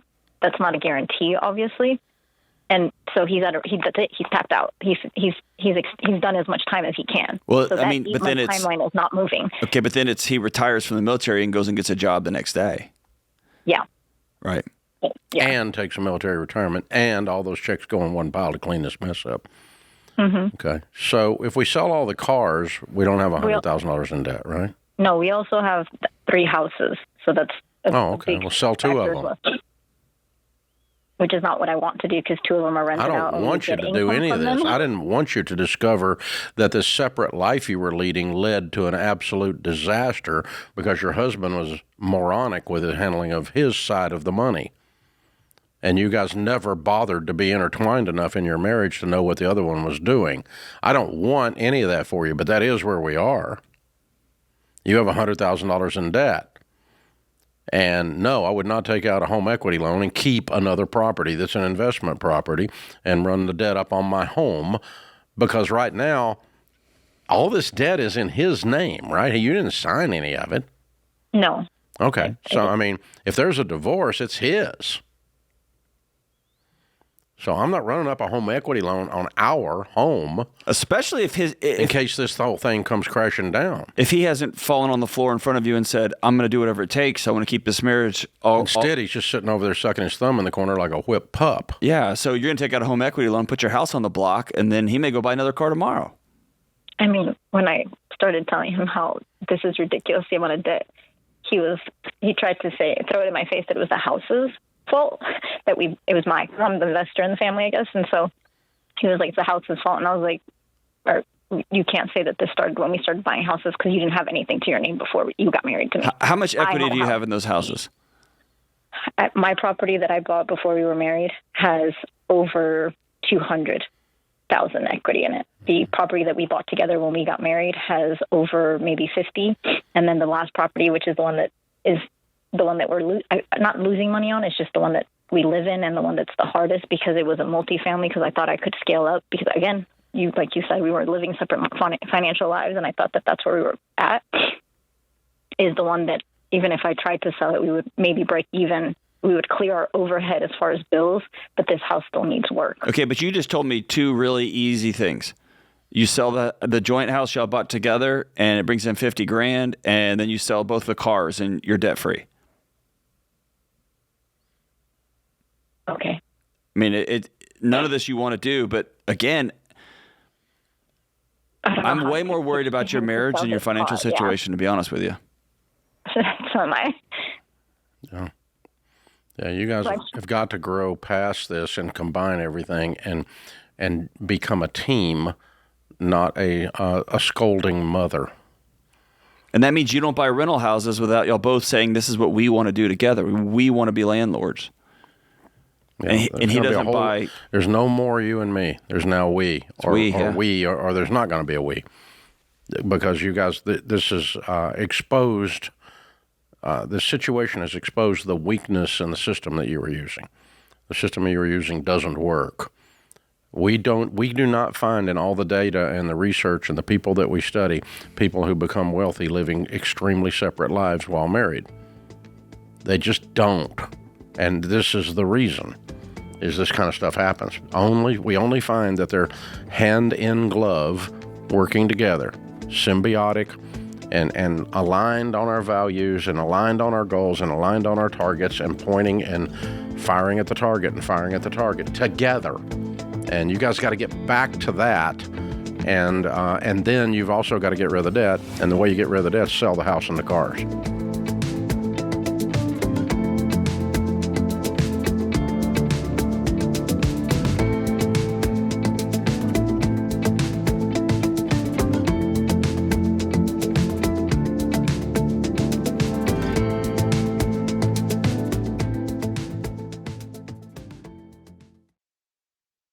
Hey guys, Rachel Cruz here, and I love summer. There is more fun on the calendar, more time with your people, and way more chances to make memories. But you know what else there's more of?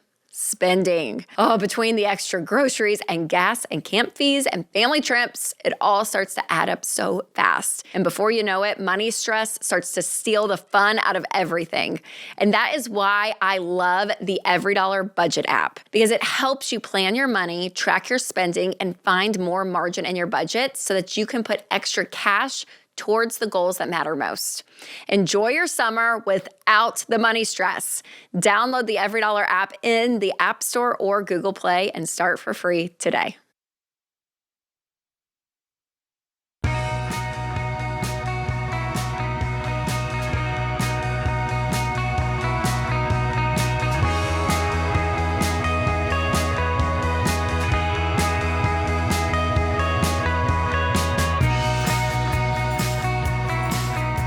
Buying or selling a home is a big decision. With so much conflicting housing market news, hard to know what's really going on. We keep up with the market and all the trends and do all the research. And if you want to know what's going on, go to RamseySolutions.com/market or click the link in the show notes if you're listening on the podcast or YouTube, and you'll be like up to date on what's really going on, that kind of thing. So that's the whole idea. Now, if you're going to get an agent, you want to get a Ramsey trusted agent, because that's someone, if you're going to buy or sell, that does a whole bunch of transactions and that we have spent time with. We trust them because they're excellent at what they do. Proven professionals. Mark's in Omaha, Nebraska. Mark, what's up? Hey, Dave. So I just graduated college. I lived on campus all 4 years, and I'm officially, moving out now and going to tackle the world. But my question is, while researching places, I have discovered that rent isn't just the number listed, and obviously there's a bunch more expenses, gas, electric, Wi-Fi. So with this being my official move out, my first official move out into my own place and not in a college dorm, how much should I be willing to spend and still be confident in the place I live? 25% of your take-home pay or less. Is that for rent and all the... No, just the rent. Just the rent, yeah. On just the rent. Or less. Okay. That's the most. Less is good, because rent, what are you doing when you're renting? We're sitting there planning to buy. And we're planning to buy by saving money to buy someday. 3 years, 2 years, whatever, right? And the more rent we pay, the less money we can save. So, or less is a good number. Okay. The least possible rent that you can get by is the best number, but 25% is your max. Okay. What's And the new job? What are you making? 89,000. Doing what? Electrical engineer. Congrats, man. Way to go. First awesome, dude. job out of college making 90. What a world we live in. Look at you. Way to go. Do you have any student loan debt coming out? I do not. Bro. How'd you do that? I was very blessed. My parents. Yeah, you were blessed. Where'd you go to college? I went to a small school in Pella, Iowa. Okay, good for you.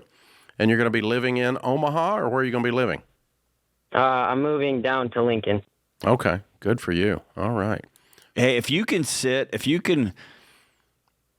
live dorm life for 2 years, 3 years, and just stack cash. Meaning don't rent something fancy. Rent something that your mom, when she comes to visit you, goes, I thought you were doing well. Ooh, I'm worried about you. Do I need to pray for you? Yeah. And if you can, God help you, don't buy a new car. Just keep the same car. Even though all your colleagues will be like, what are you doing, man? Just park at the back of the lot. Or park in the front. Just 3 years of doing that straight out of college, making 90, you're going to stack cash. Let me tell you how I know this is going to work. We did the largest survey of millionaires ever done, Mark. 10,167 of them. One of the things we researched was what occupations showed up the most often among millionaires. Number one occupation among millionaires, engineer. You. I'm excited for you, brother. It's going to be an awesome life ahead of you. But listen, you're not prepared for all of the people who are going to be barking at you when they know that you're doing well about what you should be doing. You should be buying a new car. You should be buying all new suits. You should be getting a fancy apartment. If you can weather that noise for a couple of 3 years, you will set future you up so well. Yeah, write this down and put it on your mirror. Dogs don't bark at parked cars. What does that mean? Well, if you're moving and you're doing stuff, somebody's going to be barking. Oh, there you go. 100% of the time. So everybody's got an opinion about your money. Just get ready. But by the way, this is a great example. Parents were able to support him and take care of him, take care of his college. But also, it's clear they taught him well because he's asking good questions at 21. 21-year-old me with no college debt, making $90,000. That's way more than I was making. But I would have ended that year at $100,000 in debt. Man. Oh yeah, for sure. Got to buy a house. Got to buy a car. Got to buy. I would have had a cool guitar. I get the gotta buys. Yeah, you do. And this young man is just like, he's asking, okay, what should I spend on rent? And he actually called like a national show to ask that. And I bet Lincoln, Nebraska, I don't know the market, but I bet the Midwest is a good place to fairly affordable. Get a nice 3-bedroom, 2-bath house in a few years. Man, he could be off pay to the cash races. for it if he watches what he's doing. Yep. It could happen. It happens in America right now among 21-year-olds. Turns out socialism does suck, and capitalism is amazing. All right, Ashley's with us in Raleigh, North Carolina. Hey, Ashley, how can we help? Hi, how are you? Better than I deserve. Thank you for taking my call. I'm wondering if financially my husband can retire early due to health concerns. Okay. I think he can, but he doesn't want to quit because he doesn't want to put that burden on me to work longer and be the sole provider. What do you make? I make $130. And if he retires, is there any money coming from his retirement? How old is he? He's 57. Okay. So no, he'll be retiring without any retirement right now. And what does he make today? 100. Okay, so your income's going to go in half from 230 to 130, right? Correct. Mm-hmm. Okay. Ed, can you do that? I think we can. It's not a thing. It's a math problem. That's how I did math in elementary school. I think it's 4 times 4 is. Yes, math-wise, we can. Okay, so you did a budget on your income And you can exist on that budget? I have done a budget, yes. On your income? Yes. And he looked at it. And so how old are you? I'm 55. And how much is in your all's nest eggs? About $1 million. Good for you. Well done. House paid for yet? We have $75,000 on it. You broke up. Do it again. We have $75,000 left on it. Okay. How much do you have in savings that's not retirement? 130. Pay off the house today. Okay. That was easy. And now it's a lot easier to live on 130 than it was 10 minutes ago. Yes, okay. For sure. Good. I like it so far. What's his health condition at 57? He has heart disease. Okay. And has had heart surgery or is going to, or? Yes, he has. He had heart surgery? Yes. Okay. And it didn't repair. He's not going to come back, or what? Well, physically he can still do some stuff, but it's a genetic, and it's not going to get better. I mean, he can still work. It just, we're trying to, mentally the stress is also there. Okay. So, all right. So it's possible that he could do something that didn't create stress and did not stress his heart, either physically or mentally. Okay. And, but probably not what he's doing today. Correct. Yeah. Sitting on the couch is probably not a good prognosis, though. No, he would not be able to sit on the couch. Yeah, I didn't think so. Yeah. Yeah. So, but he may need to get away from the track he was on prior to the heart attack or the heart surgery or whatever we had here. I'm not a medical doctor, but it sounds like he needs to get away from the stress of this job and find something that he can physically easily do and without the stress. And he might only be making 50, right? Correct. Yes. Yeah. Let's go that route and pay off the house today. And for sure, he needs to check out of that other job. I'm with you.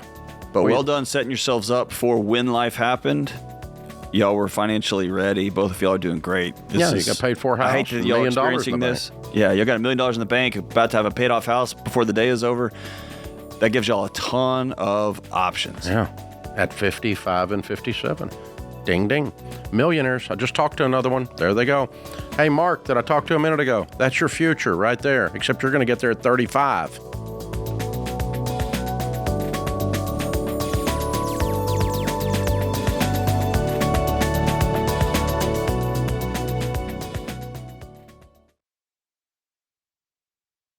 Hey, George Camel here. We often talk about how being normal sucks when it comes to your money. But guess what? Normal isn't so great when it comes to your job either. Normal is staying in a job you hate, dreading Mondays, and working for people you don't even like. Sound familiar? Well, the good news is you can break free from normal because Ramsey Solutions is hiring, and we refuse to settle for the ordinary. In fact, we are anything but normal, and we are proud of it. And right now, we're hiring for technology, sales, marketing, writing, copy editing, and creative roles. So head over to RamseySolutions.com/careers and apply today.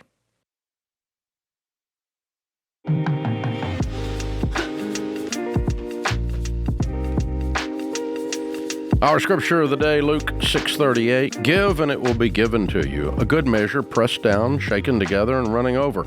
It will be poured into your lap. J. Paul Getty said, money is like manure. You have to spread it around or it smells. This is true. Brian is in Arkansas. Hey, Brian, what's up? Hey, how's it going, Dave? Better than I deserve. How can we help? So I was looking for some advice on making a highly irresponsible financial decision. Yes. I love those. Well, at least we've analyzed this properly. What in the world? So my wife and I retired 4 years ago. I'm 48 years old as a lieutenant paramedic in the fire department due to a medical condition. And so we have pretty consistent income. We have about $7,500 a month in income, and I'm about to gain another $2,500 potentially. That was completely unexpected. So $10,000 a month income, you're 48 years old, and you're not working. And our house is completely paid off. We have no vehicle. We have no debt other than a loan I gave to my brother a little while ago, which I'm not concerned about. It's not a ton of money, but but really no credit card debt, nothing whatsoever. We're You pretty borrowed flexible money to give to your brother? I took a portion of a $15,000 home equity line. He's my family. I know that's also irresponsible, but he's my blood. And Do you have any cash? Do I? Yeah. So everything, I dumped all of our savings into land and our home after I was diagnosed with something the doctor said could potentially take my life. And so I decided to safeguard my wife's future because she gets my pension if I pass away. And so I ultimately made a decision, which we followed. We went to FPU 20 years ago, and we did everything you said to do, and it's been awesome. I'm so thankful to you for that. But when I was diagnosed with my epilepsy, the doctor pretty much told me that at any point in time, the next one could be your last one. And so those are hard words to swallow. So I just made a decision and said, you know what? I'm going to buy a home cash. We're going to buy vehicles cash. And I know she gets my pension. So just doing the basic math, if anything happens to me, my wife is good for the rest of her life. And that was the decision I made, whether or not that was wise or not. And you have no cash? We don't have a ton of cash. We have land, though, and stuff that's very liquid if necessary.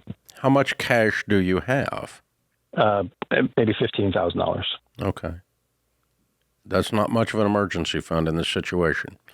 Okay. It's not. And what is the land worth?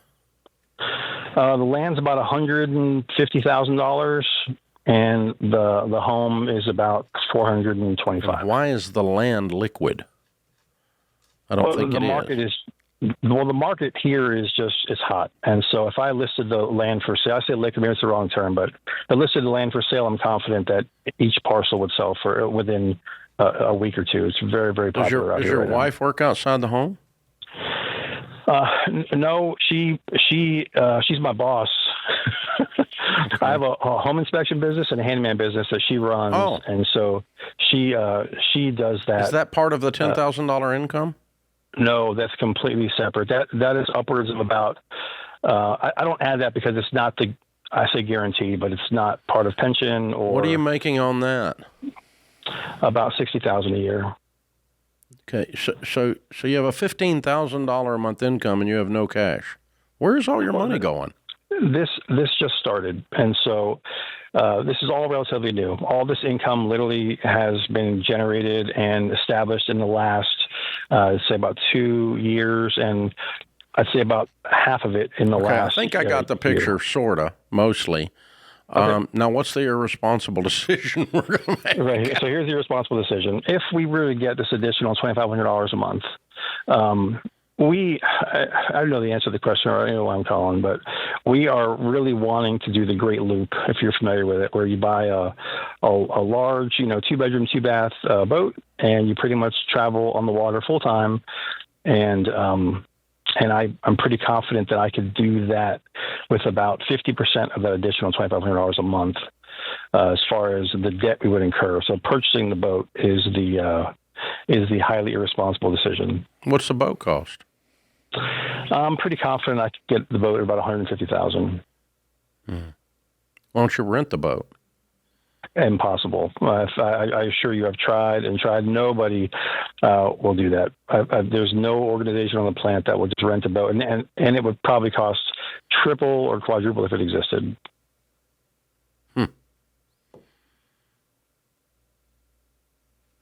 Okay. Well, I mean, yeah, you're right. You know the answer to the question. I'm not going to finance a boat. I love the idea. It kind of sounds cool. I'm not a sailor. I'm a mastercraft water ski guy. But either way, I think it's a cool idea. I would save up and buy a boat and do that. And then maybe it doesn't require a $150,000 boat to do it. Right. The only other option I was going to suggest was, or you could sell the land. We were debating selling everything, home, land, and everything, and buying a smaller home, paying for the boat in cash. Yeah, you could do that. That direction as well. You could do that if you want to go that bad. Yeah, yeah. Or you could could wait a couple years and save up.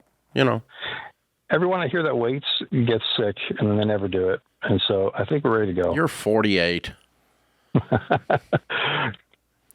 Please. Don't be drama queen. No. Well spoken. Yeah. No. I mean, if you want to sell everything and go do it, then you can sell the boat at the end and come back home and reestablish your life. Right. If the two of you want to do this thing, I mean, what's it take? About a year to do it, doesn't it? For a year. I'm sorry? We would do it for 1 year, yes. Yeah. I mean, I've known a few people that did it, and they're sailboat fanatics, and it's like the favorite thing they ever did in their life, that kind of stuff. But yeah, you've set yourself up in a life that allows you to go do this. But I would only do it if I paid cash, and if your wife and you both, you have kids at home. So our daughter is leaving to the Navy in a month and a half, and our son just got back from the Air Force, and he is very well established for himself already. Okay, good. All right. So there's nobody. So I wouldn't call it financially irresponsible if you pay cash for it by selling off stuff or save up the cash. I would absolutely yell at you if you take out payments to do this. When especially you got other options to do it. Yeah. Yeah. That's all. That's good. Yeah, I mean, but would you do that? Would you? I don't want to go that far back I don't want to take that many Mother May I steps backward to do something that I think is a dream, because every time I've done something that I thought was going to be the coolest thing ever, it never has quite lived up to the way it was in my head. Right. And to me, that feels like you're scratching a lottery ticket because you're basically pausing real life for a year to go literally on a fantasy ride, and then you're going to come back to real life. And I would want to be honest with myself about what I thought that was going to do for me. I have found being gone for many nights in a row, I start to really want my own bed and I want my own light, but everybody's different. Everybody's got their own adventures. I would struggle, and this does not make it right, and I'd probably have to check myself. I would struggle at my thinking of my kids at my funeral and them evaluating how much that land is worth that Dad sold for his boat ride, right? And that's a stupid way to live your life. But right now, I'd have to ask myself, do I want to sell everything, scorch earth, and take a year off of life? And when I get back, I'm going to have to jump right back into the real world. That'd be tough for me. But I also know when you're like him and you have an opportunity that people have spoken to peer over the edge of this thing called you may not be here tomorrow, it tends to spark some fire in your eyes to I want to go live life right now. And the balance is, do you have to pause life for a year and go sailing, or can you live life now in your own seat? I don't know. Yeah, that's a big live life now move. It's a huge all-in live life now move. Yeah. But yeah, if you probably could sell the boat for almost as much as you bought it for a year later after you make the run, and then come back home and buy a house. Could you buy somebody's boat who just made the run for I don't know? Yeah, I don't know. I'm thinking if you're walking around with cash, you might make a different boat decision. I know you would than you would if you otherwise. That puts this hour of the Ramsey Show in the books. We'll be back with you before you know it. In the meantime, remember, there's ultimately only one way to financial peace, and that's to walk daily with the Prince of Peace, Christ Jesus.